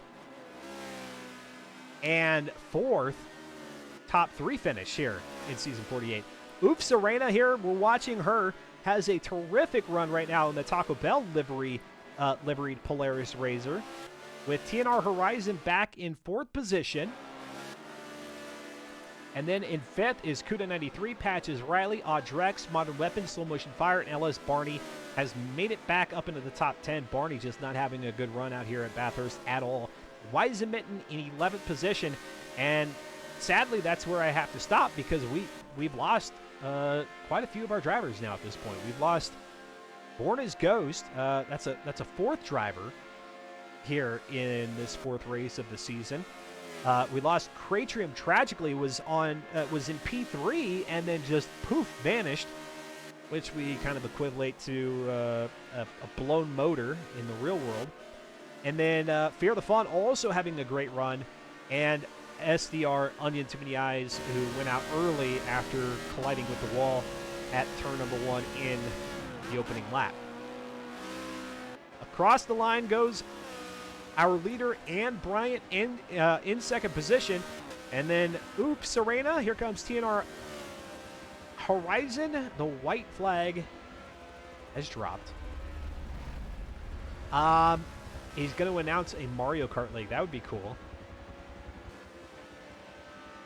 I'm sorry, Nintendo, but they could really have done some cool things with Mario Kart, and I don't know. I say esports, which I know a lot of people go, oh, esports. But hey, you're watching esports right now. But they could have done something really cool that would have would make it possible to do things like this in Mario Kart. But their platform, their multiplayer netcode, it's just atrocious. From the people who brought you video games, brings you horrible multiplayer experiences. So no, that's incorrect. I built the tracks. I built the Mario Kart tracks in real life, and we're all gonna do it. We're gonna race them in real life in go-karts. Nope, that's not it. That sounds like a lot of fun. That sounds like a lot of fun, but that's not it.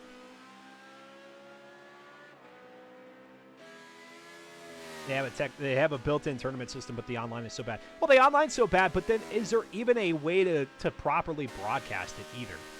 Is there a way to even spectate it? The possibilities are so there for that game to have just massive numbers, a massive audience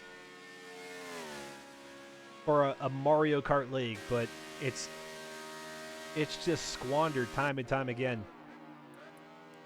That's all right. I'll stick here with Forza. Across the line, I'll go ahead and put the camera on our race leader, and getting their 4th victory here in Season 48. It just continues.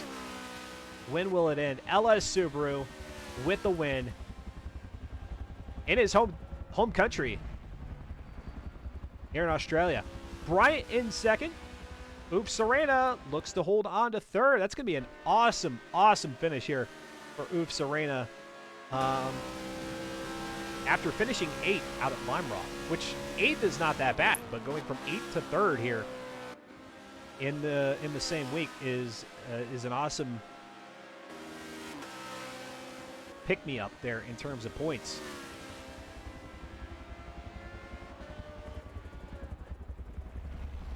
Back behind Serena will be TNR Horizon, Kuda 93, Patches Riley, Audrex, Honor Weapon, Soul Motion Fire, LS Barney. That's the top 10. All right, folks, we do it one more time. I run some ads. You don't miss anything. We come back. We talk to some of our drivers. I give you a heads up on what the special announcement is, and then we go into the mid part of the week. Yeah? Sound like a deal? You're watching the Forza Spec Racing Series Season 48, week number 2, coming to a conclusion. I'm Dustin Moore, and I'll be right back.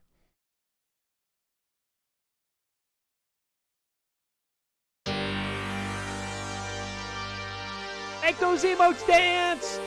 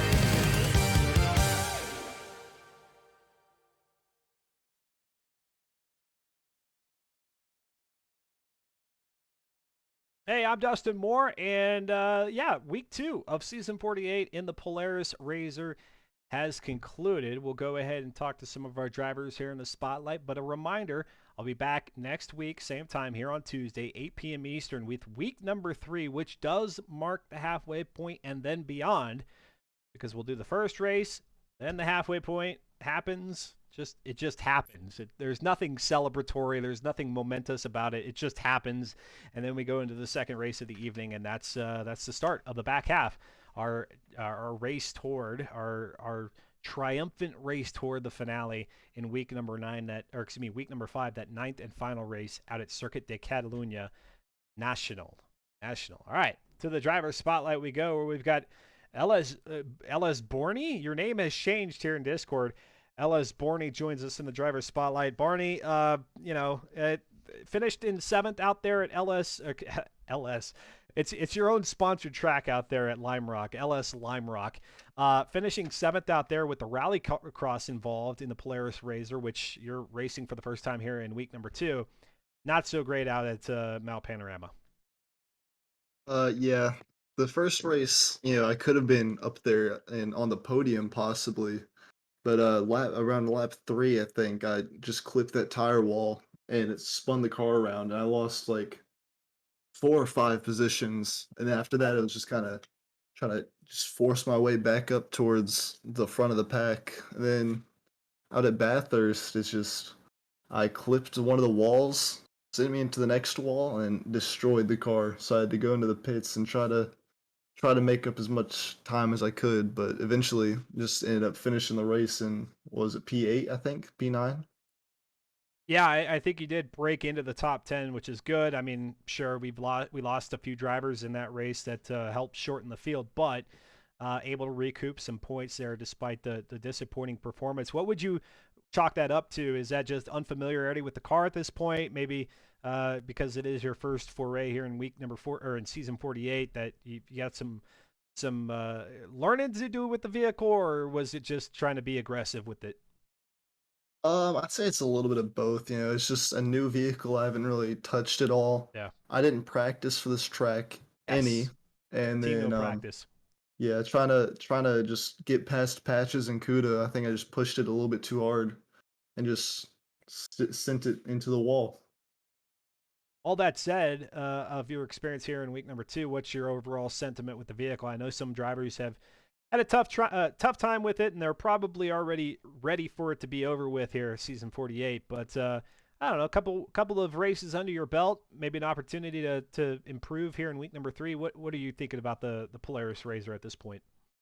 Honestly, I think it's a really fun car to drive. I can feel it's like one of those weird cars where you can actually feel the suspension squat down in some corners, and I like that feeling in this for this game. Mm-hmm.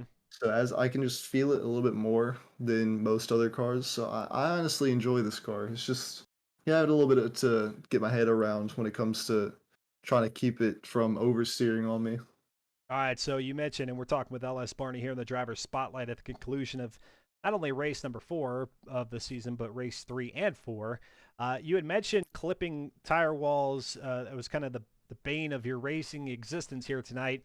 As we look at the schedule here on the stream, the very first one for week number 3 is Rio de Janeiro. And if there's any track where you don't want to clip a wall, it's there. So do you put in a little bit of practice, or do you just try to kind of go out there with the mind that you gotta avoid those barriers wherever possible, whenever possible?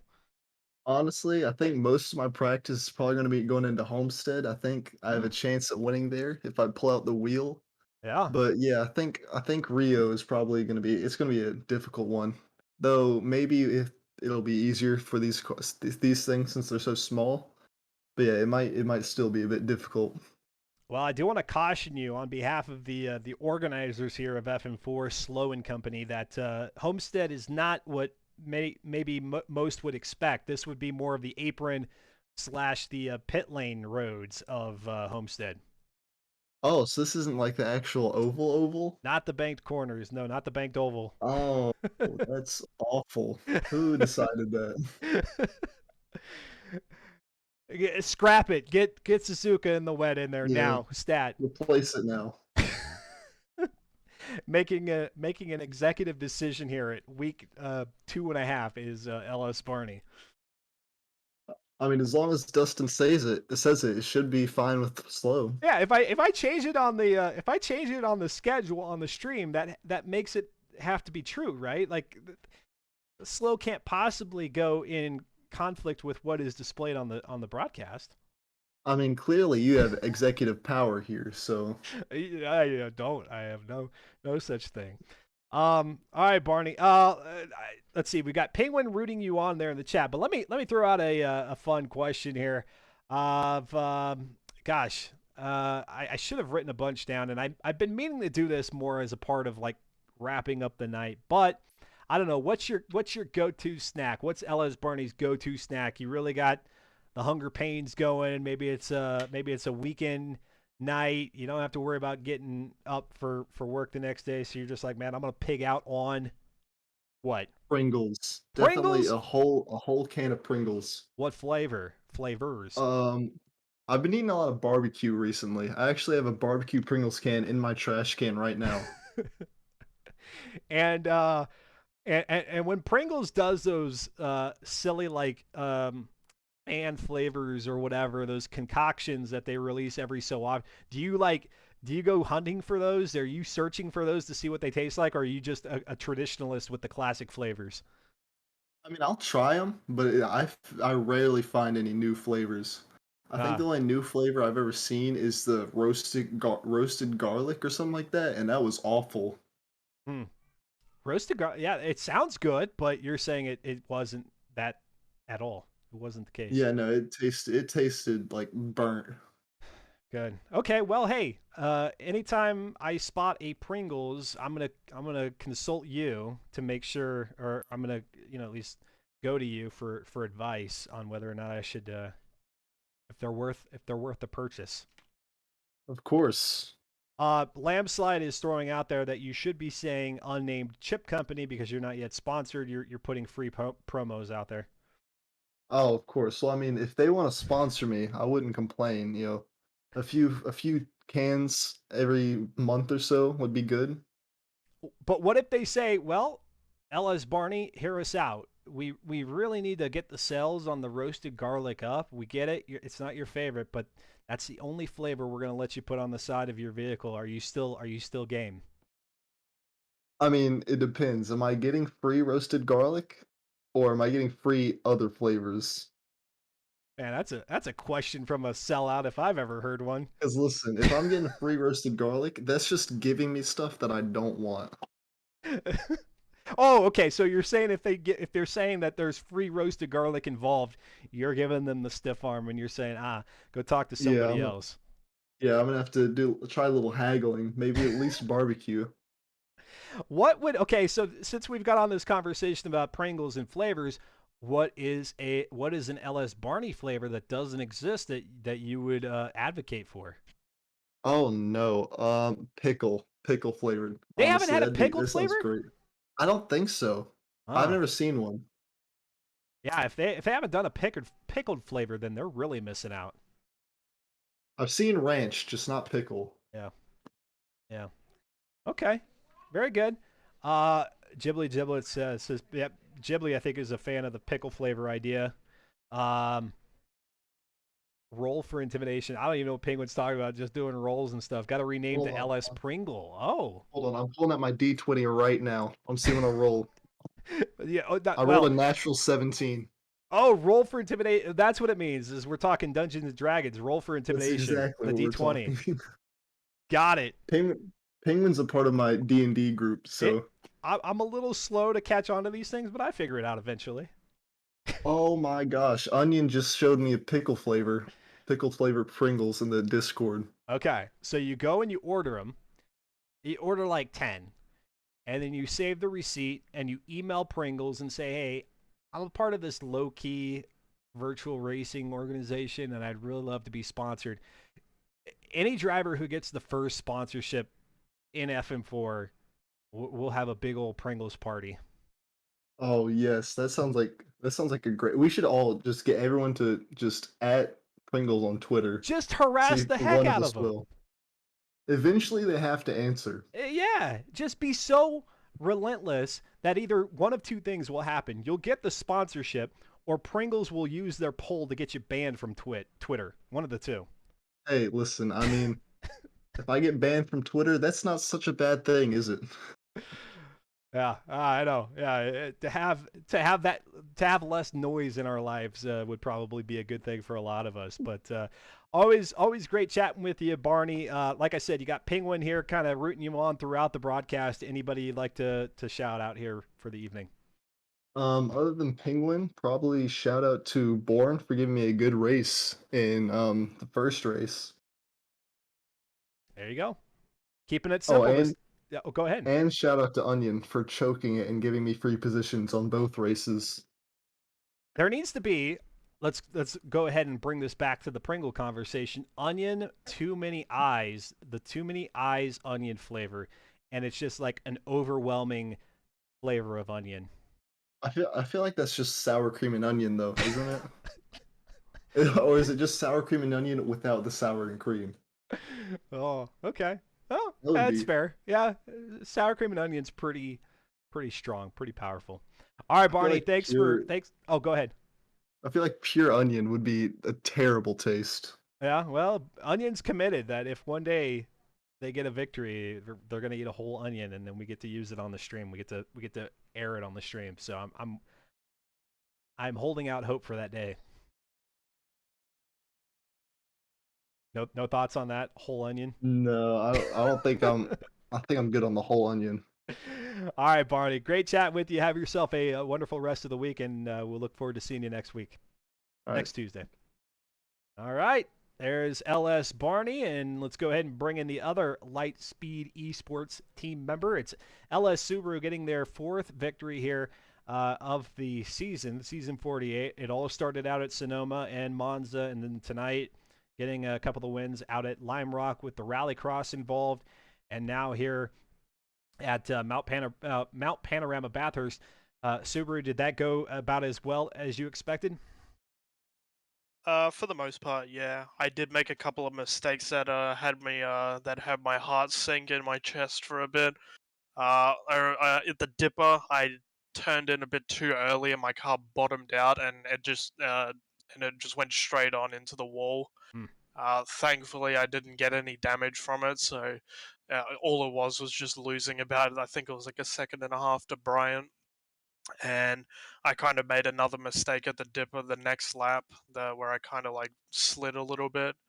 But other than that, yeah, the race was pretty good. The cast, as per usual, felt good. You mentioned Bryant being back there, and a couple of mistakes might have brought him closer into the picture. What intel, what kind of scout report do you have for Bryant racing for the first time here in the Forza Spec Racing Series, having a great performance not only here tonight, but that carried on, or well, that started in week number 1. Is this a driver that you're going to continue to keep an eye out on? I mean, I guess you kind of have to. When you're up in front, you're always looking at, well, maybe not always looking in your rearview mirror, but there's certainly nobody in front of you. So, Bryant, is that somebody you think is going to be a formidable foe here in the coming races? Yeah, I think so. He's already shown that he's been very quick and also very consistent as well. But there will be one race further down the season that I'll be a bit more worried about as a different driver for that one specifically. Hmm. Okay. How on a scale of not very to very fun, what do you think Rio is going to look like tomorrow? Not tomorrow, but next Tuesday. I think Rio is going to be fun, but as I said in the Lime Rock interview, I don't think that'll be the toughest challenge yet. Man, okay. It's the different road, uh, the road textures and the variety of like road that you have to race on that I find interesting about Rio. Have you tried it out? Does the suspension react severely to it, or is it pretty subtle? If you know. I did one lap in the Test and 2 night lobby, and I ended up crashing into a wall. Not from any suspension or anything, just from not being able to make. I didn't make the corner quite a bit, Oh, so it kind of just went all wrong. I took damage. I'm like, yeah, that's probably about it. That's all the practice I'm gonna do there, and I'll probably leave it to when I have time alone to learn. okay. Well, we'll see. Bryant, Cratrium, TNR Horizon, even Oof Serena here getting a 3rd place finish out at Mount Panorama. Going to be drivers to look out for there in race number 5 of the season out at Rio de Janeiro. LS Subaru was just talking with your teammate LS Barney here in the chat. Apparently a big Pringle fan. Do y'all have Pringles down there in Australia? I think the answer is probably yes. Yeah. Yeah, we got Pringles. You got a favorite flavor? A favorite flavor? If you I mean, like them at all. I do, but like it's not like my go-to. I've only had like original and like a little bit of sour cream and onion, but that's it. Okay. All right.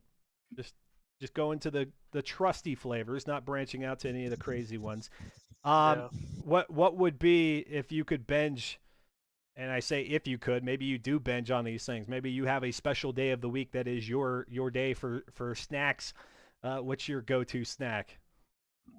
Either watermelon flavored Sour Patch Kids, Oh, flaming hot Cheetos, or Mexicana flavored Doritos. okay. See, now the Mexicana flavored Doritos is something a little bit different. I don't know if that's just the different name that they give to maybe like well, you already said Flamin' Hot Cheetos, so that's not a replacement name for Flamin' Hot. It's interesting. I'll have to look that up to see what the Mexicana brand, you said Doritos, right? Yeah, What that flavor is equated to here in North America because I've not yeah, seen them. yeah. Uh, It's an orange bag. okay, okay. Yeah. Is it like a salsa flavor or It's like spicy, but like not too spicy. It's like a very mild spice. okay? Very. Yeah, I mean, like it's pretty much Mexican type of food. Yeah. Yeah, it's just a nice spice that kind of adds to the flavor, but not too spicy that you're having to run to the fridge for milk or water to drown it out. Okay. And then when you said Sour Patch Kids, in your case, you said specifically the watermelon, which I think they just branded like what they just put into one package, right? Like you don't even have to worry about the gross yellow and the green and all that. You just get the watermelon. Yeah, there's like an entire bag that they sell in stores that is just watermelon flavor, and I kind of like that one the most, so I just get those ones. All right, so only after you get your seventh championship, assuming you get your seventh championship, only then will the sponsors come knocking on the door. Who are you hoping is on the other side of that door looking for an LS Subaru sponsorship, food or Um, otherwise? Probably Subaru. Yeah. Um, to be honest, probably that. You know, it's my name, so Would you feel yeah. obligated to make every single FM season that you become the champion in? Would you feel obligated then to select a Subaru every time?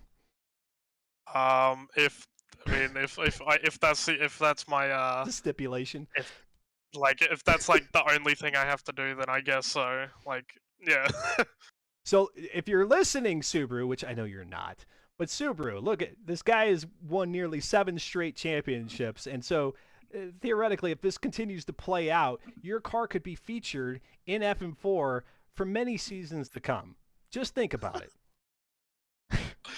uh, All right, all right. Well, hey, it's not all about the sponsorships. I know I've thrown that out there as a question for folks, but we're having a good old time here in the Forza Spec Racing Series.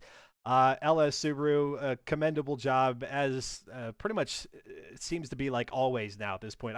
My mind doesn't even recall a time in which you weren't racing in FM4, and therefore a time in which you were not winning. So another commendable run here today. Any shout outs you got to wrap things up tonight? just the same as usual. Shout out to the team as always. Slow Motion Fire for not only setting all of this up, but also making the livery for my car so that I have something nice to drive around in. And shout out to you, Dustin, as well for streaming this for everyone to see. Me? Oh, dear. All right. Well, hey, Subaru, I do appreciate that. It's always a whole heck of a lot of fun. By the way, one other question I did want to ask you. I think Toro announced their 12 hours of Sebring. Are you a participant this year? Do you know? Um, I mean, I'll have to see what the car list is if it'll pique my interest. I said Sebring. I meant Silverstone. Yeah, I mean, again, I'll have to have a look at the car list, see if Yeah. there's anything that catches my eyes. Interesting. Interesting. It makes me curious that you evaluate your decision based on the vehicles. I mean, I guess that makes sense. But it's always an interesting kind of train of thought. Like it's got to be something that you're wanting to drive hours upon hours on, hours upon hours in. Yeah. Yeah. Okay. All right. SDR Onion saying GT and touring cars. It's kind of a mid card list. car list, same as always, says Onion. Well, there you go. There's the intel on that. All right, well, Subaru, hey, look forward to seeing you there in week number 3, Rio de Janeiro and Homestead. Have yourself a wonderful week. Thank you.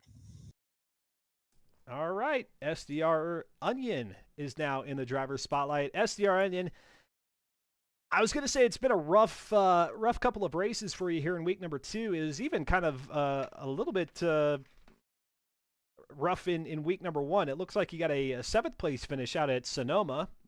Pretty good there. I don't even show you on the list for the second race there at Monza. But man, what's it going to take here for week number 3 to get this thing turned around? I don't know, man. Honestly, I'm just in here for shits and giggles now. I've given up. Like Sonoma and Monza, I was like, all right, I might have a little bit of pace. Sonoma, I was kind of off, but Monza, I was up there. And then Xbox Live decided, nah, sorry, can't have this. I DC'd on that one. That might be why you didn't. It was like literally 300 meters from the start line. I think it was turn 2. I DC'd. Oh, okay.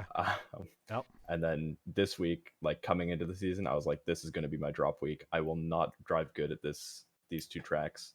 Sure enough, Lime Rock next to last, and Bathurst, I was off the pace by 2-3 seconds and crashed at turn 1. So it is what it is. Just gonna go into the next week. Rio, gonna cry the entire way around the circuit, and then Homestead, I will enjoy myself. And you will enjoy yourself. How do you mean? I mean, like I alerted Ellis Barney to. Barney seemed to be unaware that would be like an apron race and not the. Oh yeah, I know that. Not it was the my banked track corners. choice. So what do you mean by enjoy it? Is that a bit of? Are you being a bit cynical there, or? No, it'll be a good race, I think.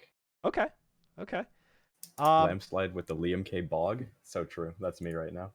Okay. Certainly, like you said, week 2 disappointing. But you kind of projected it as the week that it would be your drop week.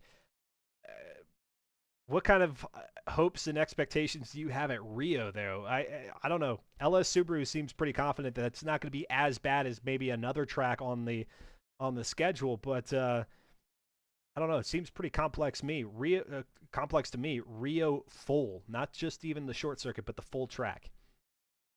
Yeah, I don't know. The tracks this season are kind of bad, if I'm gonna be entirely honest. But yeah, I don't know. Rio will probably be pretty bad for me. I haven't driven there a lot, just because it's not an enjoyable circuit to drive, and it's super super bumpy. So it'll probably be similar to Bathurst for me, where I'll be seconds off the pace, and is what it is. Yeah. Perhaps we are like-minded in that regard. Was it in Forza Motorsport 5 that Rio debuted, or was that Forza Motorsport 6? I'm trying to remember which. I have no idea.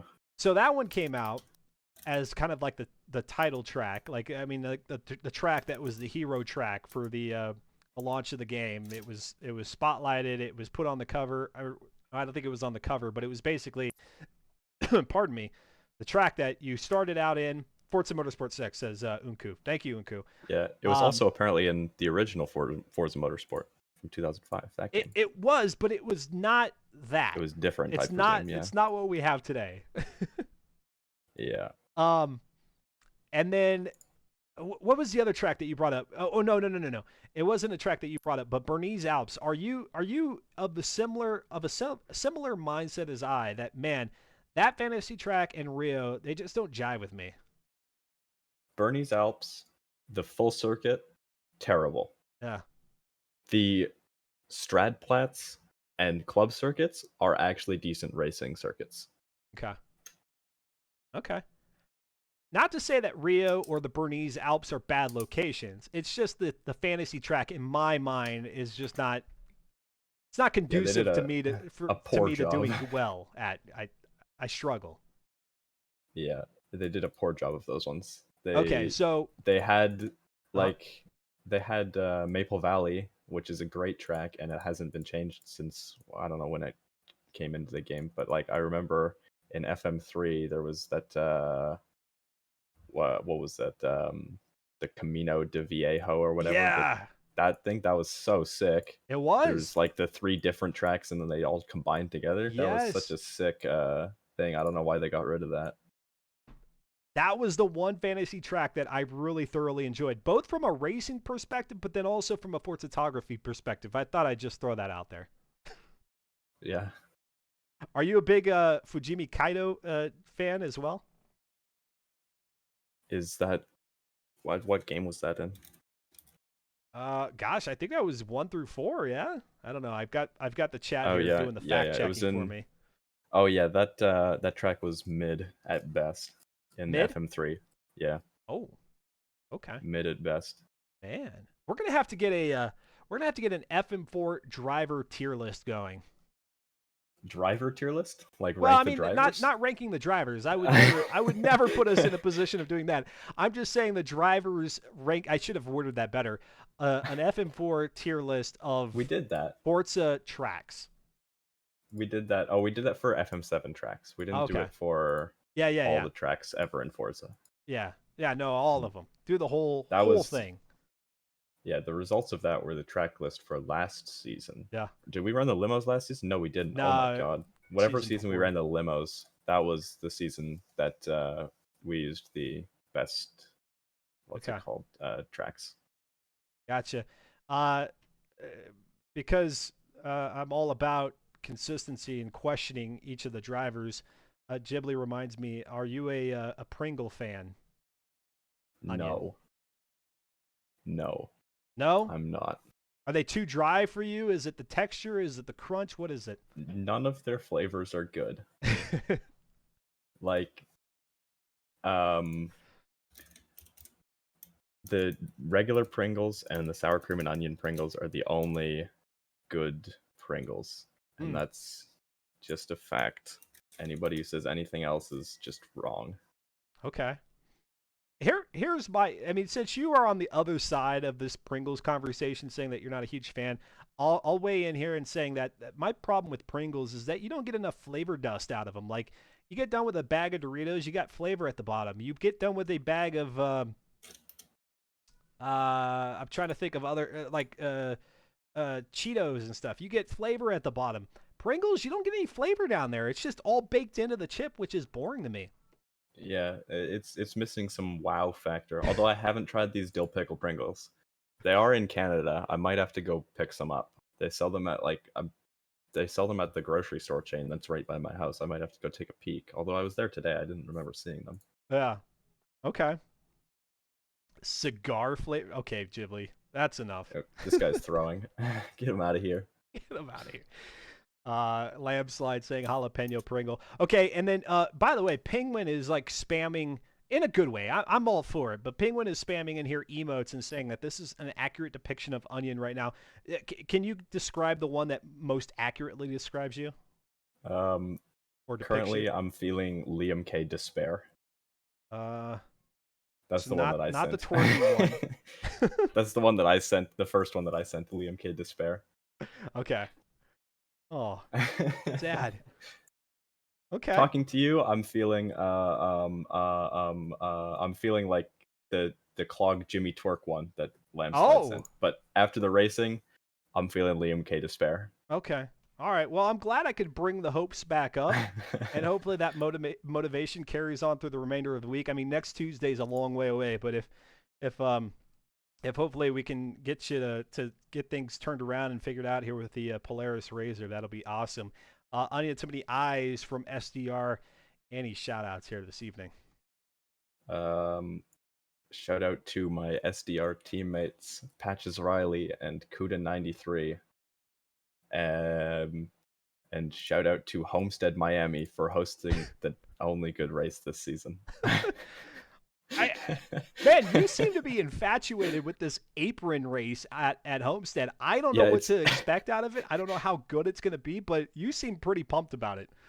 It was my track choice, so that kind of has to be good. Otherwise, I will actually cry. That's okay. Then just come chat with me. I will look like M Sushi Thump. Well, okay, yeah. Well, we'll talk it through, and then everything will be okay. It's gonna be okay. All right, Onion. Is the Well, limo series done? what's that? Yes. This guy in chat is asked, is the limo series done? Yes, been done for a while. It's we are Yep. now 2 seasons away.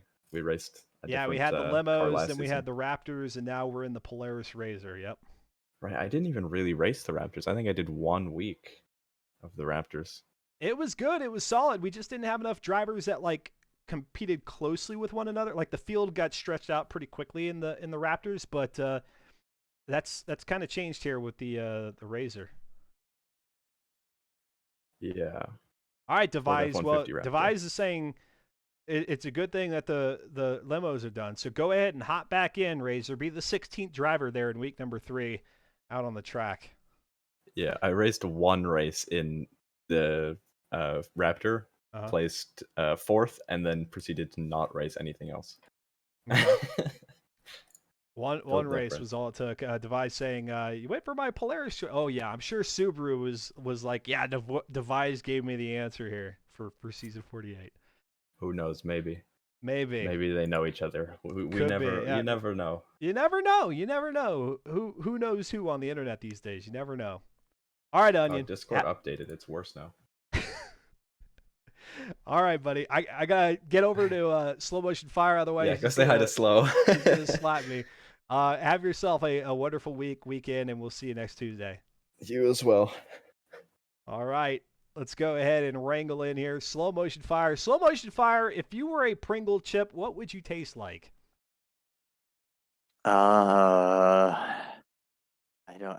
The only flavor that I've ever purchased is original, so original. All right, everybody. It was nice chatting with you this evening. I hope you have a wonderful rest of your Tuesday. We'll talk. No, I'm just kidding. Original. How plain I don't really and boring. buy Pringles, so that's. Do you dip them? I mean, you shouldn't dip a Pringle. I don't think Pringles are meant to be dipped, but do you dip yours? If I've got original ones, sure. You dip your original Pringle into original Pringle sauce. How original. All right, original so for a reason, Dustin. well, it makes me all the more surprised that we had a rallycross race here at Lime Rock today that you just didn't stick to the original track. You had a fairly, let me go back to my notes here. You finished in 11th position out at Lime Rock with the rallycross involved, and we had, I think, 14 drivers finish out that race. And then I lost my notes because I lost the connection from how everything finished out there at Bathurst. But yeah, so day for you today. Yeah, I really can't complain. I had pretty good running at Lime Rock there. I just had some mistakes near the end that dropped me back a couple positions. For the majority of the race, I was sitting around 8th. I was pretty quick in the grass section and was battling Audrex for a good portion of that. So, and then Bathurst Modern and I were battling there for about 8th or 9th for the good chunk of the race. So yeah, I was happy with how tonight went. Yeah, I was just mentioning when we were talking to Onion, but then also I had said it earlier when the racing action was actually going on live, that really with the Polaris Razor, and I think this is something that we could basically attribute to the PI level. We're in E300, so on the low end of the Forza Motorsport performance spectrum, that mid-pack really stays together for quite some time, and it actually held together real nice there at Bathurst. So like you said, you had battles all throughout, and really, even if you lose one driver or if one drops behind you, it seems like another one is to swoop in and challenge for position. Yeah, just how you have to drive this thing has really got a lot of drivers kind of off their pace, and every time I hop in this thing, it's learning to drive all over again because we've got so much tire under it and so little power that you really just have to push this thing well beyond what you think. You know, you're braking so much later than where you think you can brake, and you can carry so much more speed where you're used to downshifting coming into a corner. A lot of times you don't have to do that, and it's a lot of learning. Which is kind of cool. I mean, that adds to the strategy element going into these races. Do you find if you do make a mistake that it's a little bit easier to recover? I mean, granted, you're not going as fast, but sometimes in these slower vehicles, if you do make a mistake, it takes a little bit for the vehicle to get up to speed.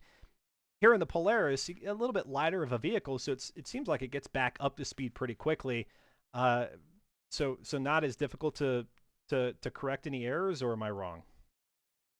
Nah, cause I mean this thing will accelerate pretty quick, but you still have the problem of it's momentum racing. So Yeah. any time lost is hard to get back. Yeah.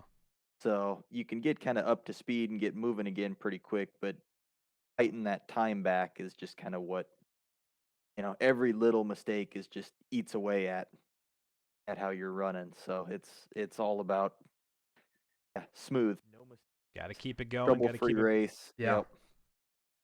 Got to keep it going in the right direction. Talking with Slow Motion Fire here in the driver's spotlight. Conclusion of week number 2 of season 48.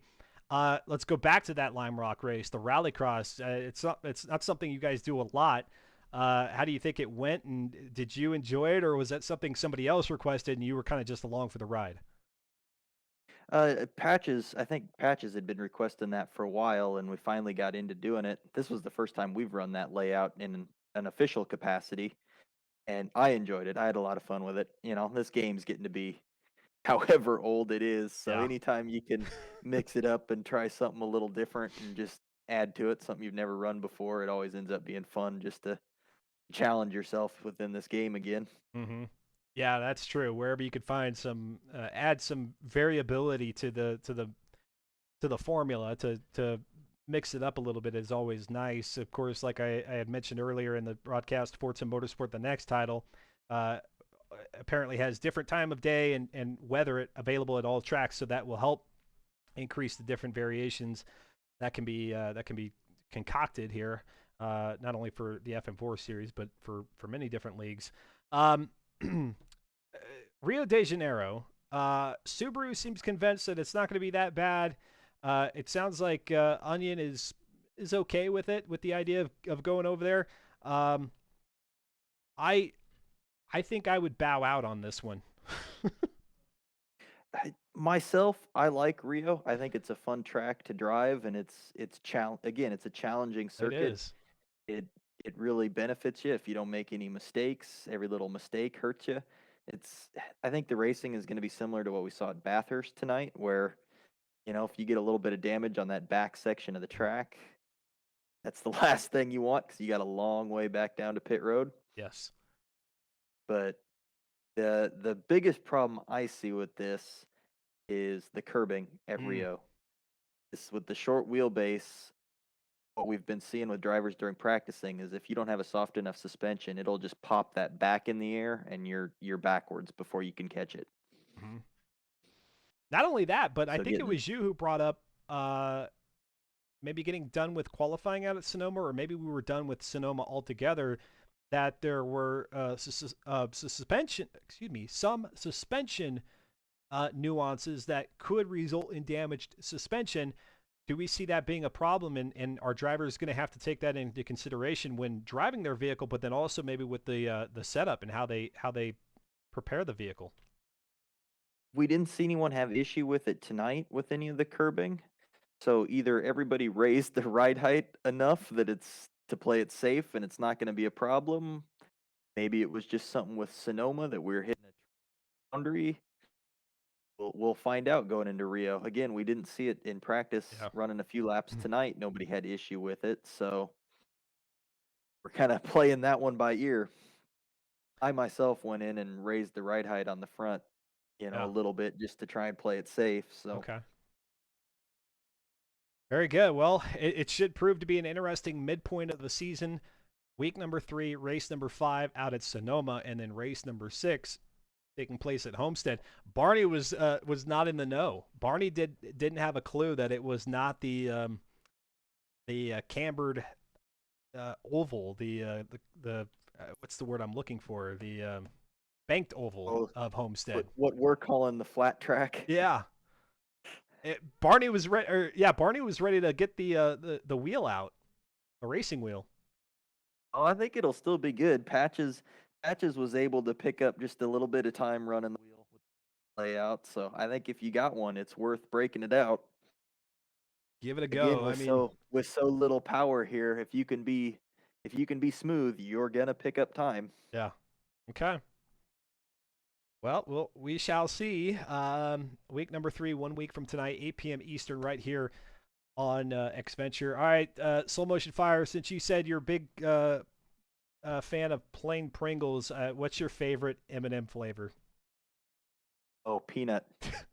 Well, I was expecting you to just rattle off a color because but hey, look, you actually did. You ventured away from plain and said peanut. So there we go. I'll give you credit there. Just the color would have been a better joke. Yeah, if you were like red. Yeah, Red's yeah, my I wasn't favorite flavor, thinking. Dustin. The Awesome. brown ones, just chocolate, just brown, no color. They do have some. They do have some that I'm kind of like. I think there was like white chocolate M&Ms, and I'm like, oh, I'm just not a big white chocolate fan. So I those don't even sound appetizing to me at all. The ones that have pretzel in them, I think there's a pretzel one or like a crackle one. Those are good. I'm good with those. Yeah, I'm a big fan of peanuts and peanut butter, so anytime I got an option for that, I'm going for it. Yeah, I hear you. Peanut butter, chocolate ice cream. I'm a happy person at that point in time. I'm right there with you. Very good. Slow Motion Fire, thanks for chatting with me. Good job with the racing here tonight, and we'll see you in week 3. All right, sounds good. Thanks for the show, Dustin. Absolutely, which for those of you who might have missed the broadcast in its entirety, do know that the video will be available in its entirety here on Twitch, twitch.tv/xventure/videos, and then go to the past broadcasts, and you'll be able to watch not only this race, but last week's race, and then, of course, season 47, I think, is still available in its entirety. If you cannot find all of season 47 there, or even if you want to watch all of the seasons before that, I say season 47 is there in its entirety, and I just remembered that I was gone for one week, and a second week did not record. So you'll see like three videos for season 47. It's horrible, but I have done a fairly decent job at getting most of the broadcast put up there, dating all the way back to whatever it was that I started out on, season 25 or season 26 or something, whatever. This is my 20th season with the Forza Spec Racing Series, and I'm pretty proud to say that. And so looking forward to 20 more. I thought I would do something here for season 20, but I think because by the time we get around to season 25, or at least my 25th season commentating, that I think Forza Motorsport, the new title, should be released, and possibly we will have transferred over to that new title. Since Slow Motion Fire told us a couple of broadcasts back that they look to make the transition pretty quickly. So if that does in fact happen, and season 25 is with the new Forza Motorsport, and we've got a whole new host of drivers and viewers, I think that'll be a perfect time to do a celebration. Season 20 or 25 of anything is what, the silver anniversary, I think it is. So yeah, we'll do something there. If you've got any ideas, by all means, hit me up here on Twitch. You can send me a whisper on Twitch. You can also reach out to me on Twitter, which I should be able to do this command, and it'll get you right there. There you go, twitter.com/xventure. If you got any ideas, anything that you would like to see, any feedback from me, perhaps there's something about the broadcast that you absolutely hate, and you say, Dustin, why are you even doing this? This particular thing, why don't you do that instead? Do let me know. I do enjoy all the feedback. As a matter of fact, I think the email for the channel here, my email where you can reach me at is down below. So if you want to do email, you could do that as well. Always curious to see what folks have in terms of ideas, because really the experience is not for me to sit here and just talk. Really, the experience is meant to be entertaining and exciting for you all on the spectator side, seeing the racing, getting the commentary, listening to some of the drivers during the interviews, and anything else that we might be able to provide. 25 laps on every track, or a reverse, not the race form. I can't do anything about the race format. I don't control that. I said the broadcast. The racing stuff you'll have to talk to Slow Motion Fire and team about. They're the ones who set all that up. Although I I can appreciate the ideas for other races. As you heard from Soul Motion Fire, they're always looking for ways to kind of mix it up. Obviously, they're not looking to try to make it too crazy, but if you've got something that you think is something not considered before and is a feasible idea, then shoot it their way. All right, I did say I had a special announcement. It's not too grandiose. This is not too crazy of an announcement, but it is something I wanted to mention because if I get a chance to see any of y'all over there at twitch.tv/Xbox on Saturday at 2 p.m. Eastern, I will be not hosting. Check that. There will be a different host. I will be commentating the racing action of the Forza Horizon 5 Honda Fan Cup. All right? So perhaps a few of you have maybe been involved in qualifying, you've tried to compete or whatever the case, or maybe you've just heard of it, or maybe you haven't heard of it at all. Either way, this Saturday, September the 3rd at 2 p.m. Eastern, I'll be commentating about 2 hours worth of racing. It's going to be, it seems like it's going to be pretty quick paced, but it'll be in Forza Horizon 5. So it's a little bit different. I've never commentated a race in Forza Horizon. This is going to be different. I might completely suck, just to be completely blunt here. None of the drivers, unless there are a few of them that I recognize, these are folks that have come out the woodwork in the Forza community and are participating in the in this particular competition, and I look forward to seeing how well that goes. Who knows? Maybe it'll kind of spur some ideas for me of what might be possible here for the channel in the future. But either way, if you got some time to drop by, again, that's twitch.tv/Xbox. That's the official Xbox channel here on Twitch. 2 p.m. Saturday, this coming Saturday, September the 3rd. I hope to see you there. I know it is Labor Day weekend for those of us here in the States, so perhaps you're out doing something cooler, funner, out on the lakes, hiking out in the mountains, or whatever the case may be. But if you do have the time to drop by, please do so. And if, I don't know, if you throw something in the chat like, hey, hi, Dustin, or something like that, maybe I'll see it. I don't know. Just depends on how crazy the chat is. And of course, if everybody's being rambunctious, I might just close it out altogether. But that's what I've got going on this coming Saturday. And really what I want to say is that hopefully, that'll parlay into maybe some other opportunities. Obviously, Forza Motorsport is more of my a comfort zone. Forza Horizon, commentating an organized event in Forza Horizon seems a little bit unnatural for me, but we'll see how this goes. And like I said, maybe it'll parlay into something that is more Forza Motorsport related down the road. Who knows? I can only hope. I guess it depends on how crappy I do, right? I say that with the biggest smile ever because I'm just going to go for it. So that's happening. And then I will be live again on Friday. For those of you who might have joined me this past Friday, I was putting together my a birthday gift that I got last week, which is a Lego Technic ZR1. I've never put together a Lego Technic set before, and we've got the ZR1 going. After about 3-4 hours into it, I think I'm just a little more than halfway. I think we're finishing up the engine bay. Then we'll do the rest of the frame of the car, because really, well, I say the frame, the body of the car, because really the frame is done. The differential and the engine and the transmission are done.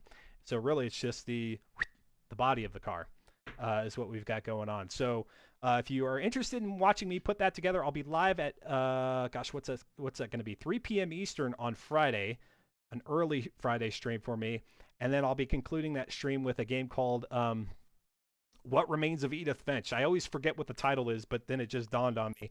It's a really fun game. I've played it once before, but it's a game that we could play in one sitting there on Friday after the Lego Technic stuff, and it should be a lot of fun. What else? Oh, and then on Sunday, I might as well just go ahead and transition over to this now. I think I'm going to be finishing. I looked, I screamed through the first part, the first half. What is the word I'm even looking for? I just really kind of blazed through the storyline there in Arkham Asylum. I think I'm going to be done on Sunday. I was expecting 3 broadcasts. I think I have it whittled down to 2. So if you're curious to watch me finish that one up on Sunday, 9 a.m. Eastern, yes, it is a morning broadcast, but I'll be finishing that one up. And then if that is the case, I'll have to figure out something for the subsequent Sunday, which was supposed to be day 3 of Arkham Asylum, before I go into God of War, which I've not played all the way through, and really, really excited about that one. So, yeah, there you go. There are the other broadcasts. And then, of course, back a week from tonight, 8 p.m., week number 3, Forza Spec Racing Series, Season 48. Thanks all for hanging out. I hope to catch you on any one of those streams Friday, Saturday. And again, that Saturday one is on the Xbox channel here on Twitch, the official Xbox channel. So not here. Don't come looking here. But go to Xbox. And then Sunday or next Tuesday. Y'all take care. Have a lovely rest of your week. If I don't get to chat with you through the weekend, have a lovely Labor Day weekend for those of you here in the States. And be happy, be healthy, be kind to one another. Adios. And wait for it. Wait a minute. That's not what I... No. I guess I'm playing this one again. I swear I just played this closing music not too long ago. But here it is. Back in the mix. Adios, y'all. Bye.